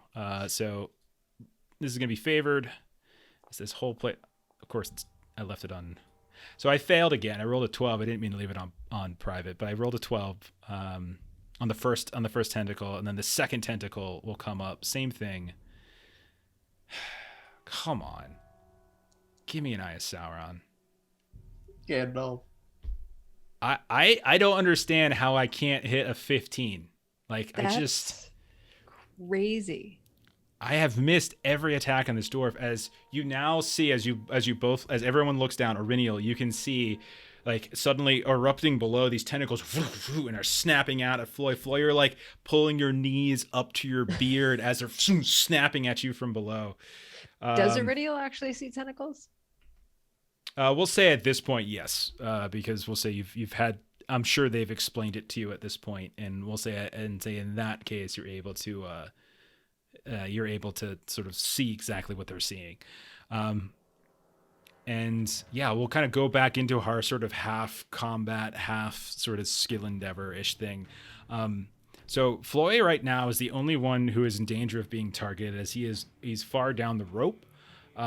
So Orinial and Floy, both of you could make athletics test. We could say Orinial, you can make yours first. Okay. And if you're successful, that could basically help Floy. We'll give Floy a bonus die as he tries to, like, it's a combination of you pulling him up, him climbing up, that kind of thing. So we'll say, Orinial, you roll first, and if you're successful, Floy gets a bonus die. Great success, 25. Take the bonus die, Floy, as you try to get pulled up. As snap. Success on my part. And it's a little close. You look down and you feel one of those claws close in on the bottom of your boot and kind of tugs you down ever so slightly. And you just kind of kick at it with your other leg, knocking the claw free. And you see like little carves on the sides of the sole of your shoe. And you're pulled all the way up to the top of this wall. It's at that point that you start seeing that this creature, this big, massive, bulbous creature, is just sort of like smashing into the side of the wall. And you can feel the whole wall now begin to shake as this thing smashes into it. Gilly, Orinial, Floy, you can feel that this thing, like you look around, you see that this thing is not in very good condition.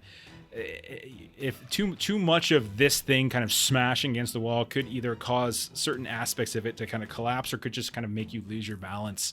But it's still beneath you, kind of pushing and smashing against the side of this wall. What do you guys want to do? Run away. Run.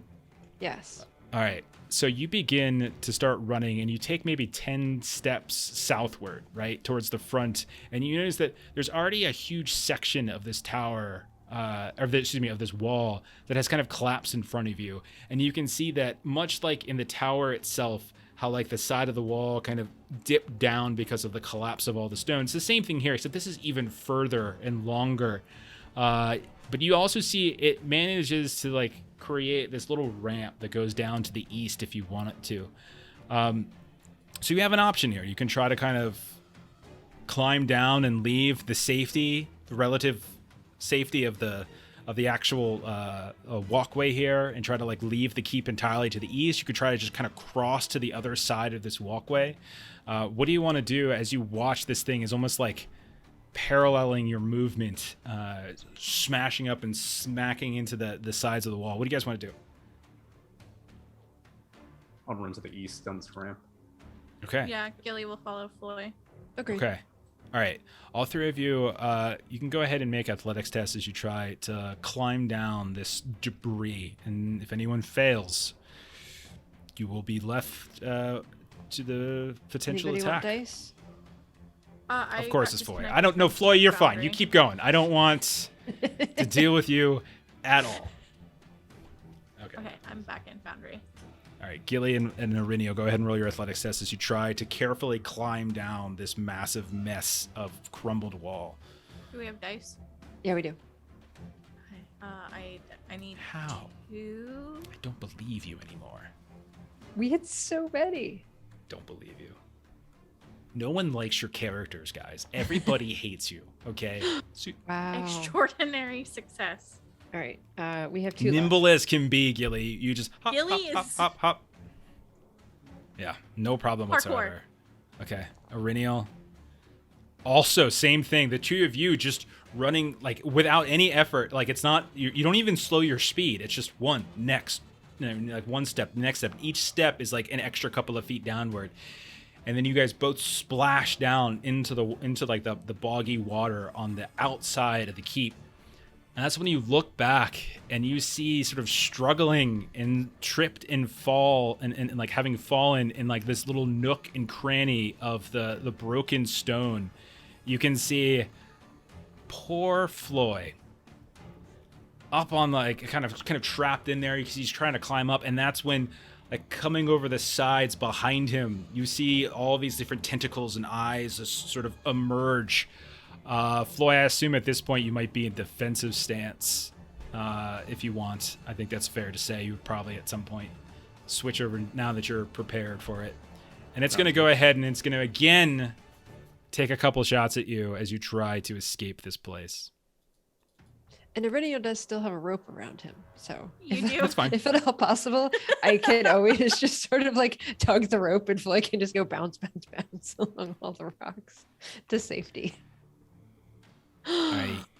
This is going to get all 3 attacks this time. I cannot believe I've not been able to hit you. To hit a 15. At all. Like, all I need to hit is a freaking 15, and I haven't rolled. Give me, come on. That was like us last night with just needing a 10, and we just got 9. 9. Hallelujah! Yes! You did hit Nice. me, Jeff, to be Do you fair. see what you get, Floy? Would you mess with the warrior? Okay. How well did I roll? Did I get a 6? Yeah, you guys I have got great a success 6. as well. Let's see I it. got a 6. A couple things are gonna, to borrow the catchphrase from a different podcast, a couple things are gonna happen here. All right. So, first let me roll damage. So, actually, wait. No, I'm not going to do a heavy blow.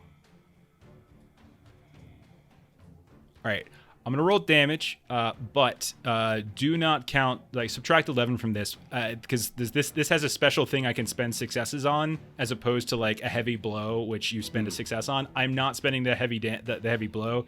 It's a different ability I'm gonna be able to use, but it's special to this creature. So just subtract 11 from this. So it's 8 points of damage that you need to do. But you also should do that protection roll. You should still do that protection roll for the injury. And then, and you need to, so roll your injury roll.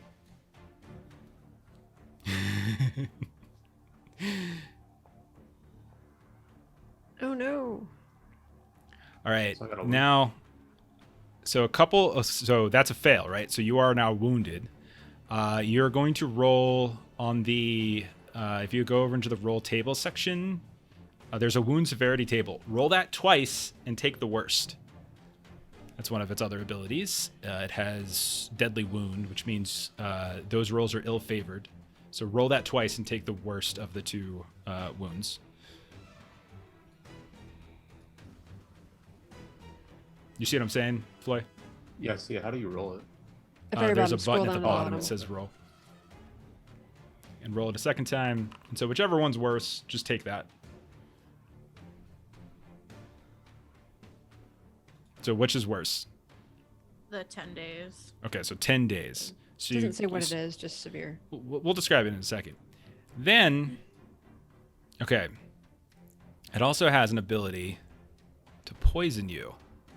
I'm going to spend 1 success icon to inflict a grievous endurance loss on the target. So this is basically a grievous poison.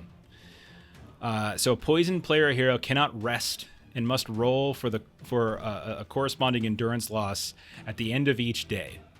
If the roll produces a 12, the hero takes no damage and is not poisoned anymore. A successful healing roll done at the start of a day also removes the effects of the poison, but the roll is penalized depending upon the severity of the poison. This is a grievous one, so basically any healing roll done onto you is going to lose 2d6s. And this could potentially kill you. Thanks, Steven. Steven did this to you, not me. Okay. So Wow. as you see Floy trying desperately to like get up and leave, he's trying to kind of climb up. You see this creature emerge. You see one tentacle whoosh, shoot out of it, and Floy, almost not even looking, just kind of dodges out of the way. But then the second tentacle flies down, and you see it just pierces right into his side. And Floy, you immediately feel it just rip through your mail, kind of just managing to just pierce through the sort of the soft spots of your armor and plunge right into like your rib area. And we're gonna call like your severe injury just sort of these just like broken ribs. You just have multiple broken ribs. So you're kind of breathing heavily now as there's this huge wound in the side. And also, I get another attack on you as well, as I do get the crush attacks, since I can now do that this time. And you're also poisoned. Finally. You know, it's just, you work really hard, and you know, that's fine. I don't even care that the last one missed. I don't even care. I poisoned somebody. That's all I wanted. Okay. So now it'll come back to you guys. Floy, is there anything you would want to do? Do you just want to try to flee? Is that what you're looking to do? Just kind of get on out of here? With my injuries here. Okay. I'll say roll an athletics test. We'll give you a bonus die because Iriniel still has, like she said, she still has the rope and can kind of just at some point just pull you down like you're just some big sack of potatoes or something. So go ahead and roll athletics to try to dodge out of the way of these strikes and crumble I down. got an eyeball again. That poisoning and broken rib stuff. Okay. Iriniel, if you want, I'll give you an athletics test to try to wholesale pull him down. That's fine. So if you want to just kind of just pull him down, this is not going to be pretty, and this is going to potentially, I'm going to say this is it, that if you're successful, you can pull him down, but we'll say Floy will take some fatigue just from the bumps and bruises of you just kind of yanking him awkwardly down. So it won't be like physical damage as opposed to just be like the bumps and bruises that you get from fatigue and wear and tear and weariness. Okay, we're down to one d6 after this because I'm using one. No, I used one, so this will put us at 0. Again, another extraordinary true statement by Steven in chat. It's not fun seeing Jeff happy. Just, it's really great that we're really getting to the heart. Like, just so much honesty happening there. Thank you, Nemo. You like seeing me. Yeah, that's why I like you better than Steven. Okay. Okay. We're for a TPK here, so I think we've got a little split here in the audience. Who's rooting for whom? We'll say, Floy, roll a d6. Got a 4 on it. We'll say add 4 sort of travel load fatigue to your character sheet as you try to dodge and move and you kind of get stuck, and then you just feel your whole body just get yanked, and you just bang your head against a stone, and you bang your side against the stone. You feel the wound just smash against, and then before long you just hear a sploosh, and you're covered in this dark water, and then you feel yourself kind of getting pulled through it. And you feel the like kind of the hands of Iriniel kind of pull you up out of the water at this point. You are like kind of delirious from the head that you just like your head just banging against the stone. Your wound is killing you. You feel sickly, almost immediately sickly. But as you all look back, at the keep, you can see this thing just sort of stand on top of the ruins of the wall. And it just sort of snaps out, and you can see as it waits around, kind of flings its tentacles around like wildly and blindly, its dark eyes kind of staring down as you all continue to run like eastward and away from the keep, and maybe you start veering southward, but it doesn't seem to follow you outside of the grounds of the keep itself. It just seems to sort of stay within that particular wall and framework. And we'll say that you're able to escape from the keep itself with a handful of these chests in tow, with a very injured Floy poisoned, with no Geldor. We're not able to find him, but at the very least you're alive. And thank you, Steven. It's very nice. I accept your apology for you saying you don't like to see me happy. So Iriniel That's not what the apology is, I know, but you know. Yeah. Iriniel wants to try to find kind of a comfortable area to attempt to do some healing. Okay. For Floy. Sure. So let me just go back over the rule again for poison. So a poison player or hero cannot rest and must roll for an endurance loss at the end of each day, we're gonna call it like evening at this point, because you've been you traveled like the whole day, and then you start to explore the keep. We'll say it's evening, so we'll say you can probably get one roll in. If the roll produces a 12, so if Floyd gets a 12 on his roll, on his endurance roll, the hero takes no damage and is not poisoned anymore. A successful healing roll done at the start of the day. So, Ireniel, you wouldn't roll that now, but you can do the healing roll to reduce the severity of the injury time. But the poison healing roll will happen in the morning.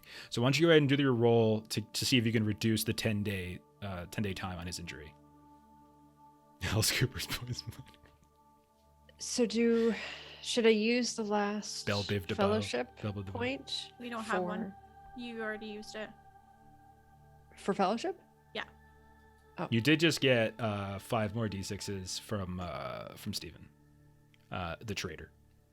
We were like this. We were on the same side, and then he just, Okay. Looks like you should be weary, Floy, so make sure you mark that on your character sheet. Okay, so I'll do a healing, Right. and I'll use 2 of those.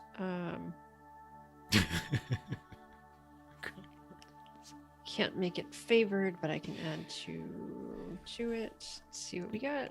I will say, you guys just faced down a nameless thing, and no one died. It's pretty good. You ran like crazy, and it took me I can't believe I could have killed Floy like down in the darkness, and I just missed so many times when I finally hit. All I needed was a 15. That's not that hard. So okay. That's a success, 17. Okay, so that's going to reduce the heal time. It's only a regular success, so I think it just reduces it by a day since you didn't get any additional successes. So it's now just a 9-day heal time, recovery time for your broken ribs. Okay. But you all managed to put a great deal of distance over the next few hours between yourselves and the keep, ever so often kind of looking around for any signs of this creature, seeing it's following you.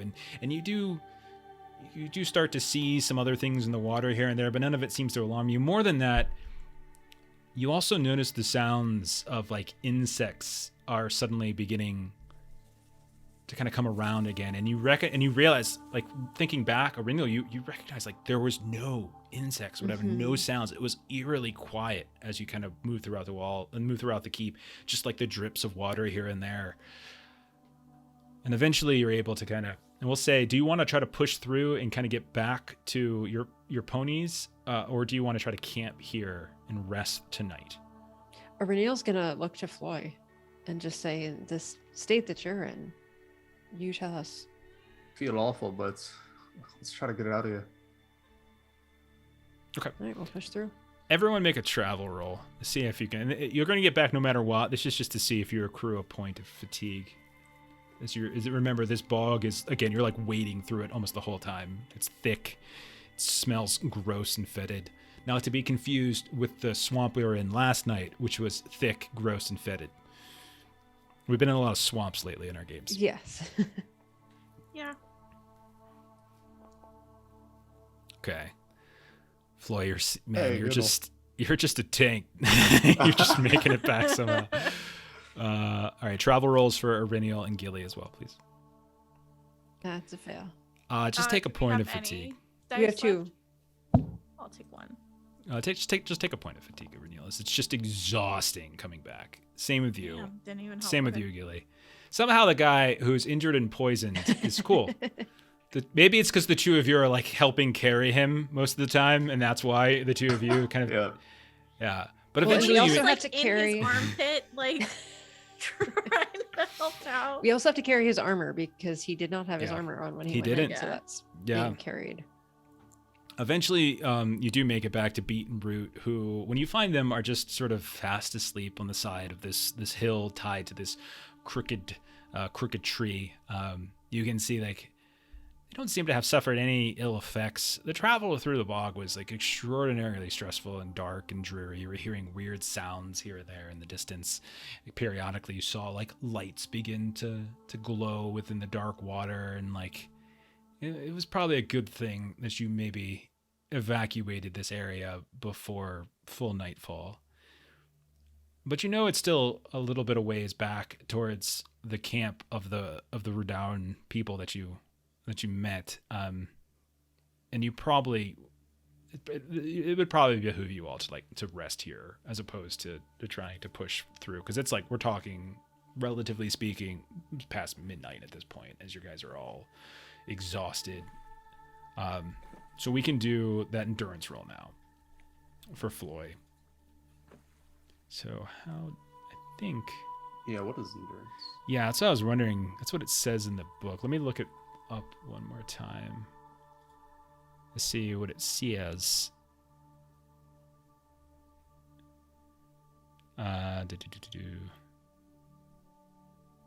Poison's on 134. Let me just look at it one more time. Okay, so... All right, so a poison player hero cannot rest and must roll for the corresponding endurance loss at the end of each day. If the roll produces... Yeah, if the roll produces a Gandalf, the hero takes no damage and not poisoned anymore. Successful healing roll does that. Huh. Hang on. Talk amongst yourselves for a minute. Oh, there's Melissa. So how you feeling, Floy? Got some cracked ribs. Feels like there's something in me. But we got some treasure out of it. Oh, maybe that's something else we do real quick. Is we start to just peek at what we've got. Yeah. Catalog And I would it. tell you, but I'm looking up something But else. doing other Yeah. things. That's So- fair. Yep. Aureliel's just gonna say, I still don't understand. There was just this magnificent elk that was. I mean, I guess it wasn't really the elk, but No. it seemed.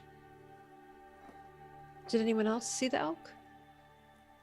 No. Not an elk, but I saw the most handsome dwarf. Me too.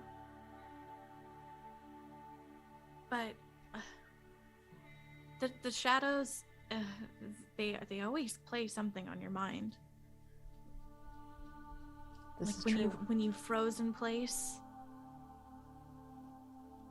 I did. I was really hoping we would find Geldor.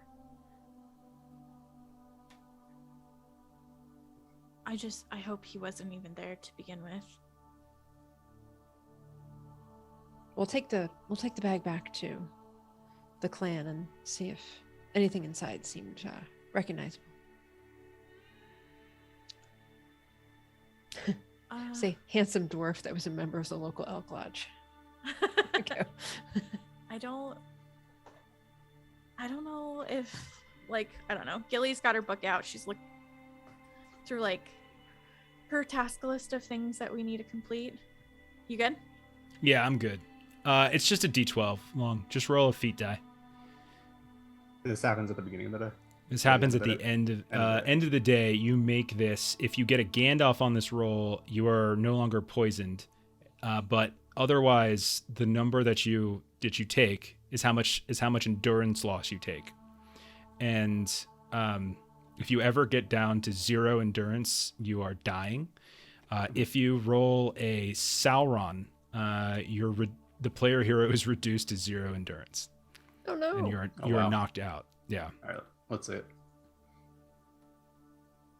You also could potentially use points and stuff to get a favored roll in this if you wanted. If you have like any fellowship points left, or if you've got enough We don't. enough die. Okay. No, I we don't. had roll, but it's not going through.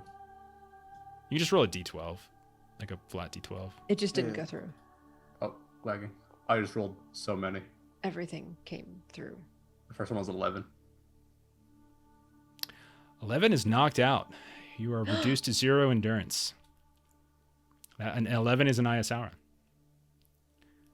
Oh. Oh. So you are dying if down to 0. So you are reduced to 0 endurance. And so as you guys are talking and going through the treasure, and like Floy almost looks normal. He's like talking here and there, but at some point, like his speech just gets kind of. You start to see sort of like these weird kind of strange kind of colors begin, like there's like a paleness begin to occur like in his face, like over the course of like a couple minutes. and then he just sort of slumps out, and it's just out completely. Oh boy. So what can we do about that at this point? Why do I have to know all the rules? Why can't you know some of the rules, Healing Melissa? roll. I didn't know if it's still under sort of the poison stuff. Yeah. So Yeah. keep talking. I'm looking stuff up. He had to go and roll 11. I like how he rolled 2 11s too. Yeah, like it was meant to Yeah. be. Because You guys, yeah, you guys feel good happened about burning twice. those extra bonus die from Steven just to avoid 1 fatigue? Feel good about that? And then you still have failed on the one roll? left. Yes. Alright, let Well, me we have pull one, up but die. not enough for him to get favored because Yeah. Okay. we did use. Dying heroes. Heroes are considered dying if they are wounded twice, or if they roll an Eye of Sauron on their wound severity roll, or as the roll of some sources of injury, so in this case, the poison. Dying heroes must receive a successful healing roll within approximately 1 hour, or they will die. If the roll is a success, their life has been saved, and they come back to their senses in about 1 hour at 1 endurance.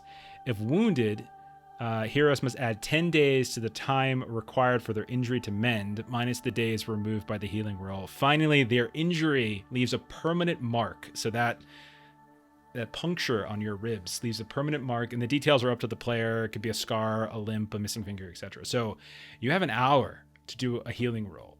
And I want to stress, you need to pass this, or Yeah. we ain't got no more dwarf. What do you got left for Boy. resources? 1d6 is what we have left for resources. In hope. Oh, snailed, man. I finally got my shipping notice. I'm very excited. All right, so Gilly, are you gonna burn a hope to give Iriniol a bonus die? Yeah, she's not my focus though, so she only gets 1 from me. Okay. Iriniol. Do we have any audience purchase dice left that you're gonna use We've for got this? 1, and Okay. I can also spend a hope as well. Okay. Oh, And look. We've got Steven just gave me 500 more bits to murder somebody else in the party. The 'cause Kraken's been following us. yeah, exactly. So he just bursts out. All right, I'm going to spend those what? to make it favored. That's fine. And then 3d6s. So Okay. 1 that we had left, 1 from Gilly, and 1 from my hope point. All right. So let's do that one more time. You've got. Thank you, Aaron. Everyone wants to save Floyd's life. Yes. It's so sweet and so nice. Okay, so you're gonna get it. You're getting it favored because you burnt the audience bits. You're Yeah. getting a bonus die from Gilly, Mhm. so that you can you get her support. You burned a hope so that you could do this. So you They're your can do distinctive some. features. Yeah. What are your distinctive features? Swift and bold. It's an hour. Swift. could I mean, argue We Swift, can make the yeah. argument. Yeah, definitely not. This is definitely not bold. I mean, Mhm. bold would have been charging up the rocky terrain and fighting off the creature and not letting it attack Floy. That would have been bold. Sure. So spending the hope point gets me 2, which is then the max that I can have is 3. Okay. 3 bonus dice. Okay. So So it's favored with 3 bonus dice. favored with 3 bonus. Right. Although there's hope. No, sorry. Actually, I can separately do support from a companion, so then I can still spend the other one. So there's support from a favored with companion. four bonus dice. Yeah. Gotcha. Plus my healing. Oh, Okay. Christ. Okay. Here we go. Oh, I geez, didn't roll it favored. Yeah. Man, I I was gonna like make it all up into this big thing and be like, all right, and that's the end of tonight, and I wasn't gonna let them know what you were. No, just kidding. I would never do that. That's crazy. That would be awful. That would be crazy. It was crazy. I love the GCP, the Glass Camp podcast. They do that shit all the time. It cracks me up every time it happens. I'm like, I don't know if I could ever do that. That just Everyone has to know this. Okay. The fate of Floy. I rolled a 21, great success. Okay. It says you got 7 bonus die, not 4. So I had Oh, that's so right. Because you have your healing own is skill. 3. You have 3 skill. Okay, so why don't you describe what this looks like as you see Floy flop unconscious. He's literally in the middle, like he's kind of going through the treasure. Like you guys are all kind of going through the treasure, and like because there's nothing that's going to cheer up a treasure hunter more than going through treasure, right, Floy? Like you're like kind of going through it, and like face just is. He looks up at one point, completely pale, and just slumps over, head smashing into this waterlogged chest. Arinil, you kind of pull him away from it, and you see the big old wound. Arinil sort of sees this happen, and she, kind of remembers that it was a puncture wound, kind of to his back ribs. So she rolls him over. I don't know if this is in any way medically accurate, but she's going to try to get some material to try to get into the kind of wound to try to soak up whatever's in there. Okay. And kind of try to. How can I help?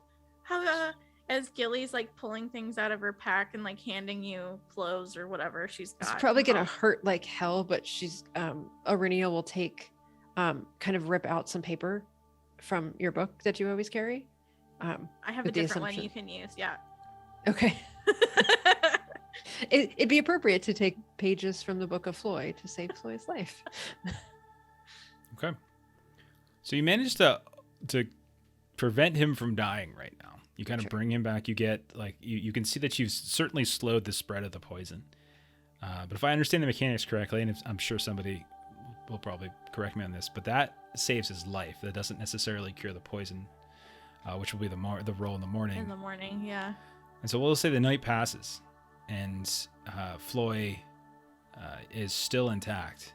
But when you wake up, Aurenial, you can see that kind of cascading out from the wound.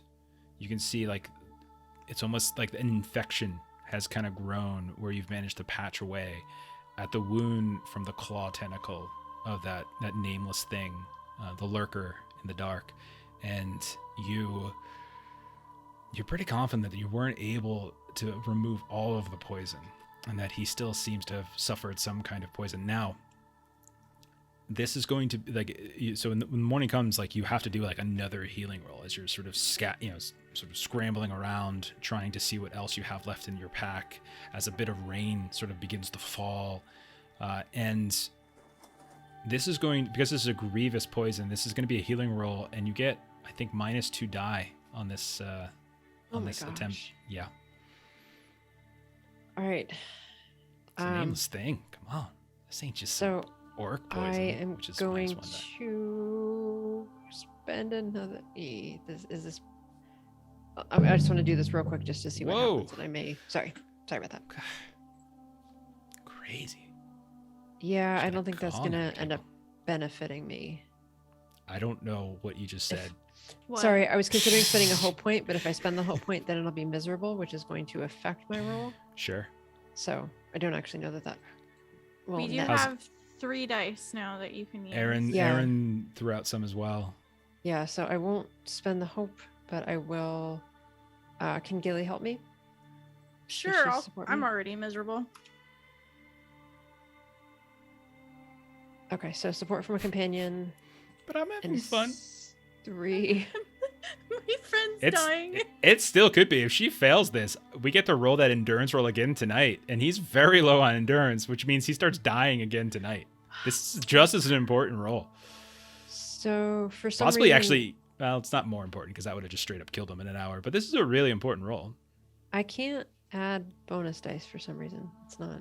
It's cause fate wants Floyd to die. No. Iluvatar wants him gone. Yeah, that's weird. All right, I'm gonna have to just roll 3d6. What about the plot armor, Jeff? The plot armor. You got a success right off the bat. So 2 successes. Okay. So after a night where you thought you had saved him, you thought, oh jeez, I dropped it. You thought you had saved him. And you probably rested even a slightly bit easier knowing that you had almost saved him. Mm-hmm. Morning comes and you see that he is as close to death as he's ever been. And you immediately get to work. And it's even worse because the conditions in the morning are just rain falling, fog rolling in. Everything's just sort of soaking, you're kind of dripping with sweat. You're covered in sludge. This is not kind of a sanitary space. And you kind of get to work once more, and Gilly kind of is running around, kind of chasing down maybe local herbs here or there that she can find. It is a bog, after all. There's plenty of fauna in the area that might be useful, and it takes all morning just to kind of collect everything you need. And you finally get back to work again. You kind of cut away at some of the infected, poisoned skin. You kind of reinstitute some of the bandages and poultices to try to ensure that there's like proper healing this time. And you do get a sense this time that you think you might have gotten it all. Like there's this sort of strange like discoloration that seems to be happening around the skin. Make an awareness roll, Aurinial. Oh gosh. This is just for info. Don't worry about it. I'm just gonna see. I was gonna give you some info. That's all. All of these rolls are so stressful. Actually, it doesn't have to be. It could be a riddle instead, maybe, or. Oh yeah, this is way better for me than riddle. I still failed. Yeah. Roll Yeah. 12. Okay, that's enough. But because I'll give you one piece of free information. Is that you did see that when you found like that one body in the bog as you were traveling through, you did see a huge kind of claw mark, and then as you kind of cleared away some of what Floy has, you can kind of see almost sort of a similar wound pattern. You're wondering maybe if that body, but there was more you could have potentially gotten, but we'll just leave that as a mystery. Okay. By midday, lunchtime, a little bit past 11sies, you are able to, you see Floy, his eyes kind of flutter up. And you feel exhausted, Floy. You feel the wound in your side. It's utterly painful. But you're alive. How long is the bed? Been out most of the day. You really scared us there. Yeah, Gilly's crying.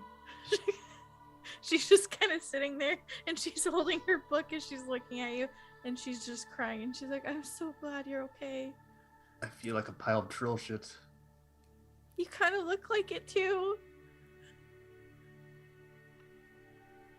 You've stretched the limits of what I know about healing and such. It was touch and go there. We definitely thought we lost you. I guess the tale of treasure hunters not making out there is quite true. I'm lucky to be here.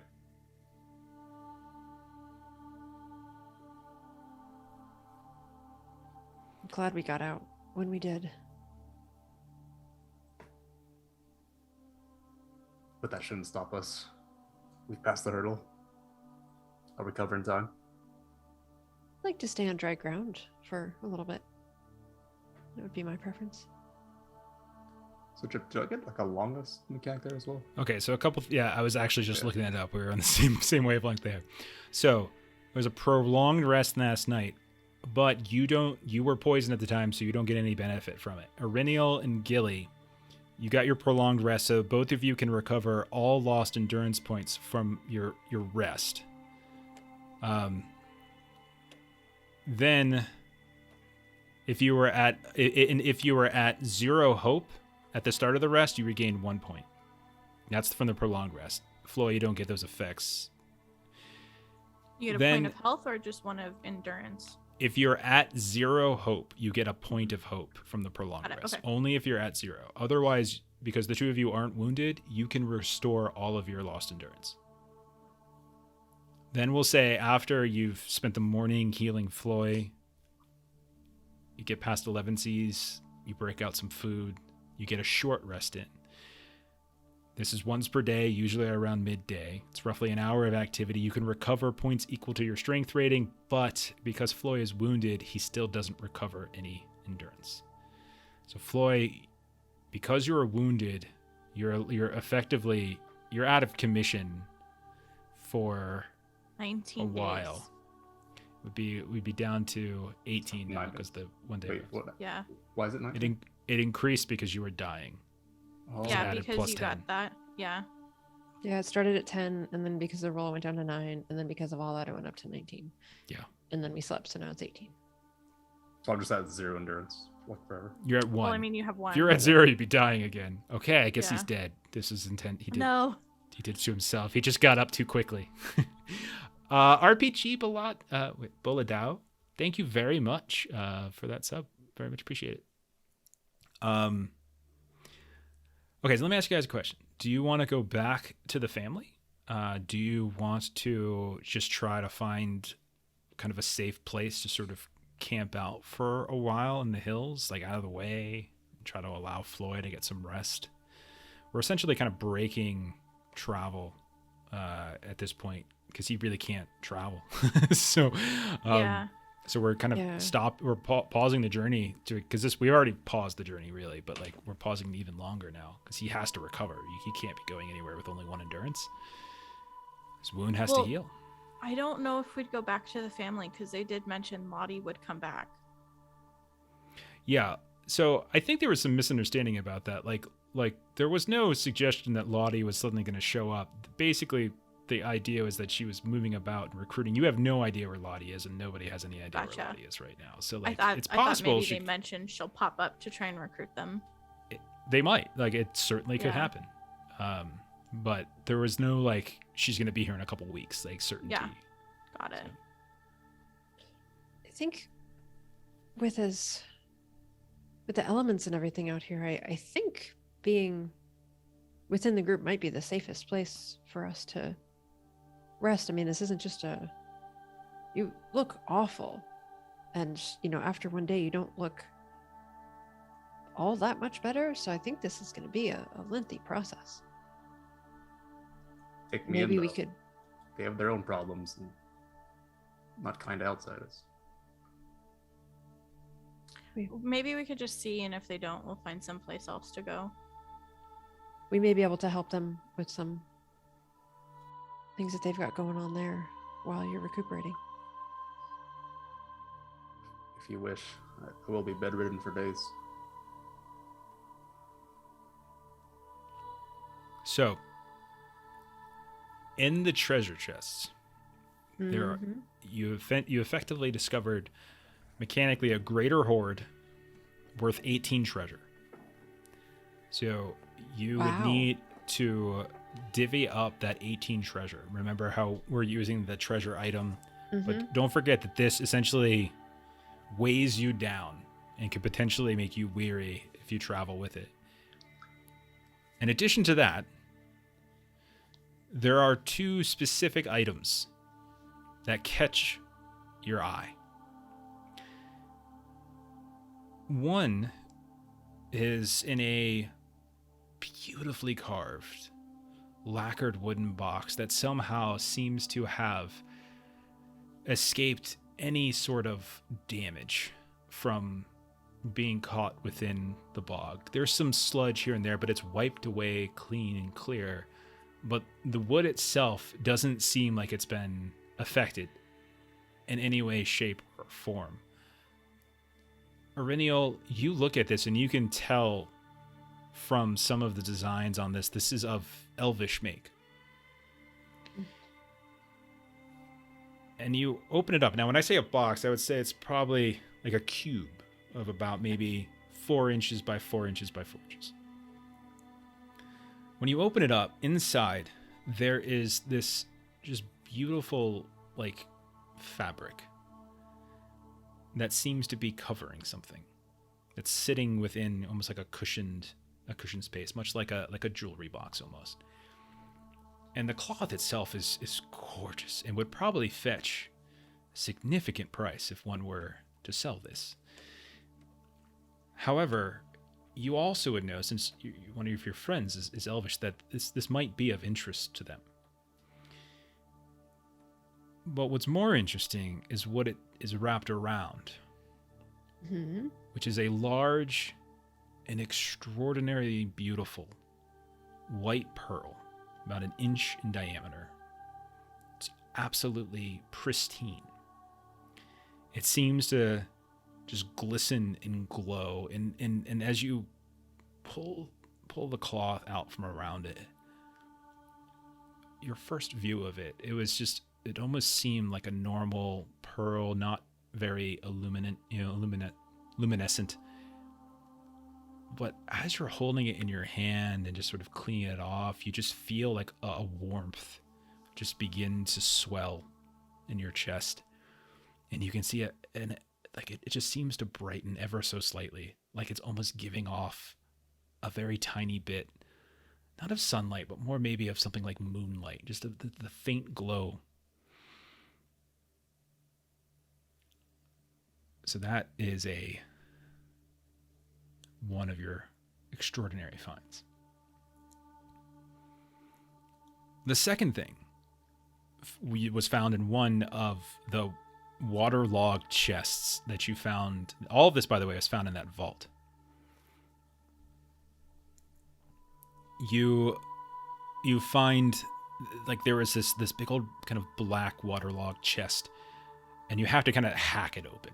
You can't even open it normally anymore. The hinges are so swollen at this point. You just kind of hack it to pieces. And it's not hard to do. It just takes a couple minutes. The wood is so kind of worn through from the acid eating away. Mm-hmm. And you see what looks like a chain shirt as you kind of pull it out, and it's dry in the inside, like none of the liquid from the bog manages to seep through the chest, and you kind of pick it up a bit and you hang it in your hair and hang it in the air, and you notice that it's dark. It's like this sort of black, glistening color to it. It almost looks, Floy, if you didn't know any better, aside from the fact the color seems wrong, just kind of looking at it, like mithril. Like, it almost has that feel to it, but it's just the make of it. And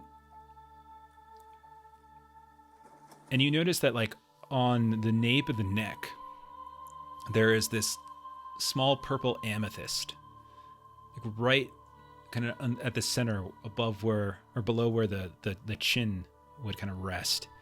And this is purple amethyst. It's affixed in what looks like this kind of glassy black fixture.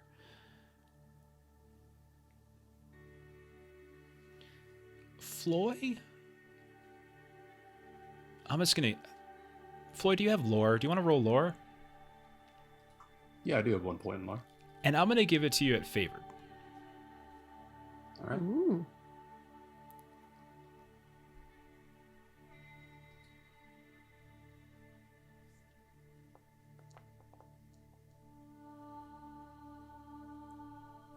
Okay.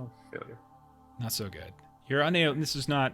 You didn't study history, but you do have.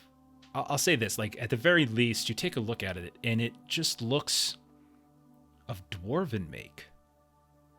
Can't quite pin its specific origin or like any sort of craftsman's signature to it or anything like that, but it certainly appears of dwarven make. But there's something about it that kind of gives you that sort of thought of this is of your people, right? But perhaps somebody else might be able to better identify. So these are the two things that you all discovered within this hoard. You all, I should tell you, have been getting extraordinarily lucky in your treasure rolls, because it actually is fairly random whether or not magical items pop up. And you all have now discovered effectively 3 magical items, which is a fairly high clip. Don't expect that to last. Yeah. You got very lucky. So Really Aurelio lucky. wants to take the pearl and very kind of carefully kind of hand it to Floy, because she noticed that sensation when she was holding it. Yeah, you can hand it over to Floy, and Floy, yeah, you kind of feel the same thing. There's just sort of like a warmth that kind of overtakes you. And Aureliel, as you hand it over, you sort of feel it almost like dissipate from you. As if just sort of holding it in your hands, you just sort of felt as if there's something that this was, like just the presence of it in your hand, as if there was sort of reaching out. You felt enheartened in some way, or you felt a little bit more hopeful. And you all know when you come across, like, there, especially Floy as a treasure hunter, there's treasure, and then there's treasure, and this is the latter, as is that peculiar piece of kind of almost like black mithril mail of dwarven make with that purple amethyst, that something in the back of your mind, but you can't quite pin it.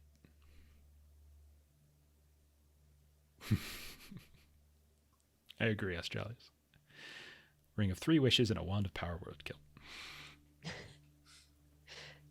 This is quite the haul. Got some beautiful items here. The mail I can't really pinpoint, but my cousins made it. Should definitely. Well, you just have to get better, and then you can wear it. So When we eventually, get back, we'll have to gather some more information about this, and Yeah, we'll I've- make sure that especially the pearl is very carefully put back. Yeah. and then you have all this other treasure, and that has to be split, by the way, between Iriniel and Gilly.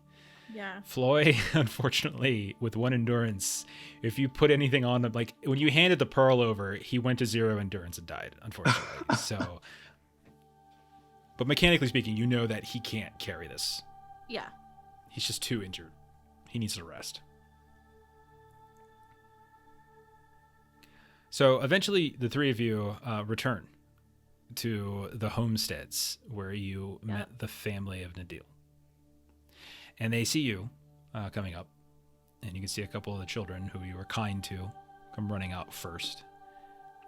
And then eventually the adults notice, and you can see Nadil and Una see Floy in his condition, who is just, at this point, probably just slumped over on the back of Beat, as he's unable to really walk the whole distance, and he looks better than you saw him, but when they last saw Floy, he was the spitting image of a healthy, vibrant dwarf, and now, in return, he looks like a pale version of himself, and bandaged up around his midsection, and definitely kind of this far-off look in his eyes, if he's encountered something unspeakable, kind of beyond words. And Nadil and Una kind of shoo the kids away, and they kind of look at you with this grave look in their eyes, and they just say, I hesitate to ask this. Looking at your condition, it seems your journey was difficult. But he kind of just looks over and were you able at all to locate my son? Iriniel will reach into her bag. Just say it was quite the dangerous area that we went to, but we did come across this pack, and she'll kind of hand over the pack that had the broken strap on it. Una gasps as you reach out and grabs it, and both of them just sort of, whoa, and they start going through his things, and they kind of pull out the knife, and I taught him how to make the scabbards. These are his things. These are his things. What has happened to him? We didn't see him, but there's just dangerous waters and even more dangerous creatures in the waters. And as you can see, we barely got out. It's quite possible that maybe he was somewhere else. You are a ranger of the north, are you not? Are you not descendant from kings of old? What is a bit of water to you? This was, as you can see, the creatures here are of all sorts of danger. It's not water that you can just sort of hold your breath in. It's quite dangerous, just the water itself. Yes. And he just sort of this angry sort of look of disgust at Iriniel as you kind of explain this, and he just sort of marches away and just kind of cursing. Mm-hmm. Una remains behind, and she Gilly says, takes Una's hand before she can say anything, and she just I am so sorry. Thank you. But did you see a body? Was there a No. body with this? So I hope he escaped. Then we will continue to hope. Yes. That is what we will do. Do not worry about Nadil. This is not you that he is upset with. This is himself. He knows that he should have gone after Galdor. But the two fought about this thing or that, about Lottie. And their last words were spoken in anger towards one another. And it is his stubbornness and his regret that kept him from chasing down Gildor before something terrible might happen. It's not your fault. You have done well. Thank you for this. You have given us more than we had yesterday. And perhaps, if fate wills it, Gildor will be returned to us one day. I certainly hope so. Your dwarven friend does not look well. No, he was very near death.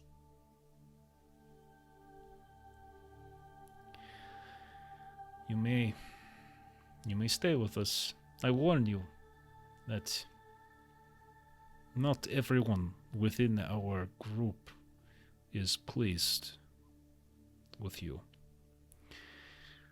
Nadil and I will say nothing, and of course our children will keep our confidence in yours. Beric, however, he is more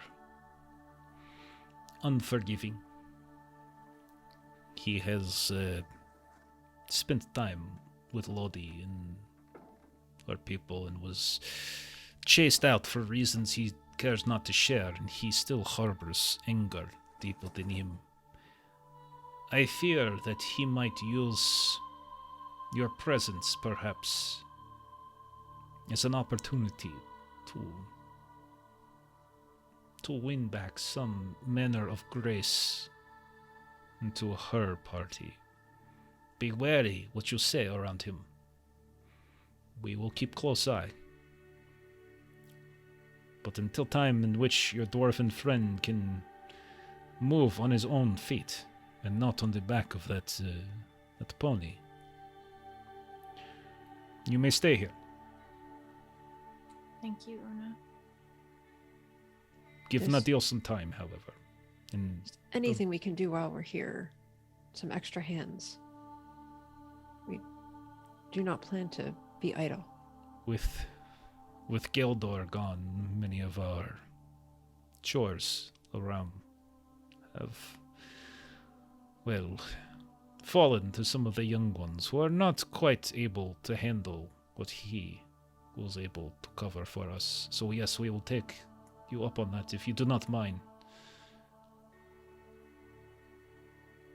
No, everything we can do to help. Yes. So we'll say that you all get some proper rest. They make up not a great bed for you, but they find essentially a kind of a place, either in sort of a spare room or maybe like where, like a, sort of pen that they kind of clear out of animals and sort of make a little overhang where you all can sleep underneath some dry land, dry area. And they probably bring Floy in to give him a proper bed somewhere, maybe Gildor's room, specifically his bed. And we'll go ahead, I think, and we'll end there. I think this is probably a pretty good time to end, and we'll probably montage, I think, to some degree, the healing days, so we're not just like following Renial doing chores and Gilly doing drawing. But yeah, I think we'll end it there. And Oh my goodness, we almost lost Floy. Barely made it out. Yeah, that was terrifying. Thanks, Roger, by the way. You're not even missing anything. We're finishing perfect timing, actually. I cannot believe Wow. I missed so many times against Floy. The number I of only- Gandalfs was yeah. crazy. I mean, if I were a player, I would have been crushing it tonight with all the Gandalfs I rolled. Yeah. Insane. Get Yeah. into the water.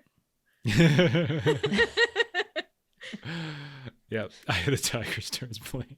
And it's just like Rocky 4. It's just Iridial just sort of doing plowing, and she's not using any animals. Floyd's It's just progress herself. as he's getting better is at first he can only walk a little bit, and then Mhm. eventually he can walk around and then starts jogging, and then the last day he's finally running. Yeah. With his I like to beautiful think hair. it starts It starts with like the first day where he's just laying in bed and being fed by somebody, and then the next day he can kind of tip his head up enough to take a drink from a beer or something like that. And that's how it is. And it slowly progresses until he's doing laps around the livestock, as is Floyd's thing. Treasure hunting and freaking out livestock by jogging near them. And it's Get that Floy, dwarf so milk. it's fresh milk. Exactly. It's Yeah. fresh milk. It's always fresh milk. Oh, goodness. All right. So thank you for everyone who hung out tonight. Thank you for the bits. You guys saved Floyd's life, I think. I think it's fair to say Yeah, that Floyd, that is fair to say. I think Floyd would have died tonight if not for all the extra bits. We played some of the rules kind of fast and loose. The idea of like kind of combat and running away. So like, I hope it felt fair to the three of you at the very least, kind of like weaving in and out between that. But I wanted to try to sort of convey a sense of danger, kind of you're escaping, but at the same time, this thing was so big, like it was huge. And, I know. it's a good thing you didn't sort of stand and bang with it. I actually rolled fairly weak for a nameless thing, by the way. Like that was a relatively weak nameless thing, and I'm pretty sure that thing would have just the fact torn that to it had pieces. 3 attacks, and I'm like, Yeah. no way in hell. Yeah. The thought We're- crossed my mind for a second. All the Run. misses. I was like, I'll give it a swing. Run. It's actually badly. I don't think it would have been difficult to hit, as it didn't have any parry bonus, but it would have been difficult to do any To sort of damage. lasting damage to it, as it had fairly thick hide and things like that. So there's like a really cool nameless thing creator in the book, and you get like a handful of abilities you can kind of roll. They're called fell abilities, and they're on like all the adversaries have them to some degree, but That's you get cool. to roll randomly and kind of piece them together. And one of the ones it had was poisonous, and it also had a denizen of the dark. So like that's one of the reasons why, like, you know, it's the idea I was thinking is like it's lingering in these dark areas, and because of that it gets favored attack rolls and things like that. And like the poison, I have the ability to spend a success icon on that. So I didn't, like the first time I hit him, I didn't actually get a success icon. I just rolled an IS Sauron, so I got the hit. So it was pretty crazy. Yeah. So Thank goodness for that rope around his waist the whole time. So I could I just have crazy. never been Bounce so him on the happy rocks. for an There we item. go. Yeah. Okay. So thank you, everybody. Thank you for everybody who hung out tonight, threw out some bits, saved our dwarf friend's life. Thank you Yeah. to those of you who are watching this later on YouTube and are chiming in, throwing out comments. Really, really, really appreciate it. I hope you're enjoying Wondering. I hope we're doing the Tolkien world justice to some degree. Yeah, let's see. What else do we got going? Monday. Come back on Monday. That'll be our next game here. We'll be playing Deadlands. So we'll be doing Weird West Cowboys. Melissa and I are in that game. No Long, no Ashley. But all 4 of us will be back next Friday when we do our kind of wrap-up show on our Delta Green Impossible Landscapes game. And time permitting, we'll see how long that takes. And then time permitting, we might even start doing some character creation for Traveler, which I believe is going to be our next game. So we might do that as well next Friday. Kind of like a double feature or something like that. And then, of course, Saturday, One Ring, this wonderful, wonderful game. And we'll get back on the journey north as we'll montage through your healing, and we'll see where the journey takes you. So yeah, I think that's the plan. Sounds good? Sounds good to me. So let's go ahead and give somebody a raid. Let's see who is up. Those of you who are in our chat, just hang tight. Let's go and do a little TPK role play action. Let's go ahead and roll them. So hang tight, follow the raid, and enjoy the rest of your evenings or whatever the time zone you are. So bye-bye, everybody. Thanks, everybody. See you later.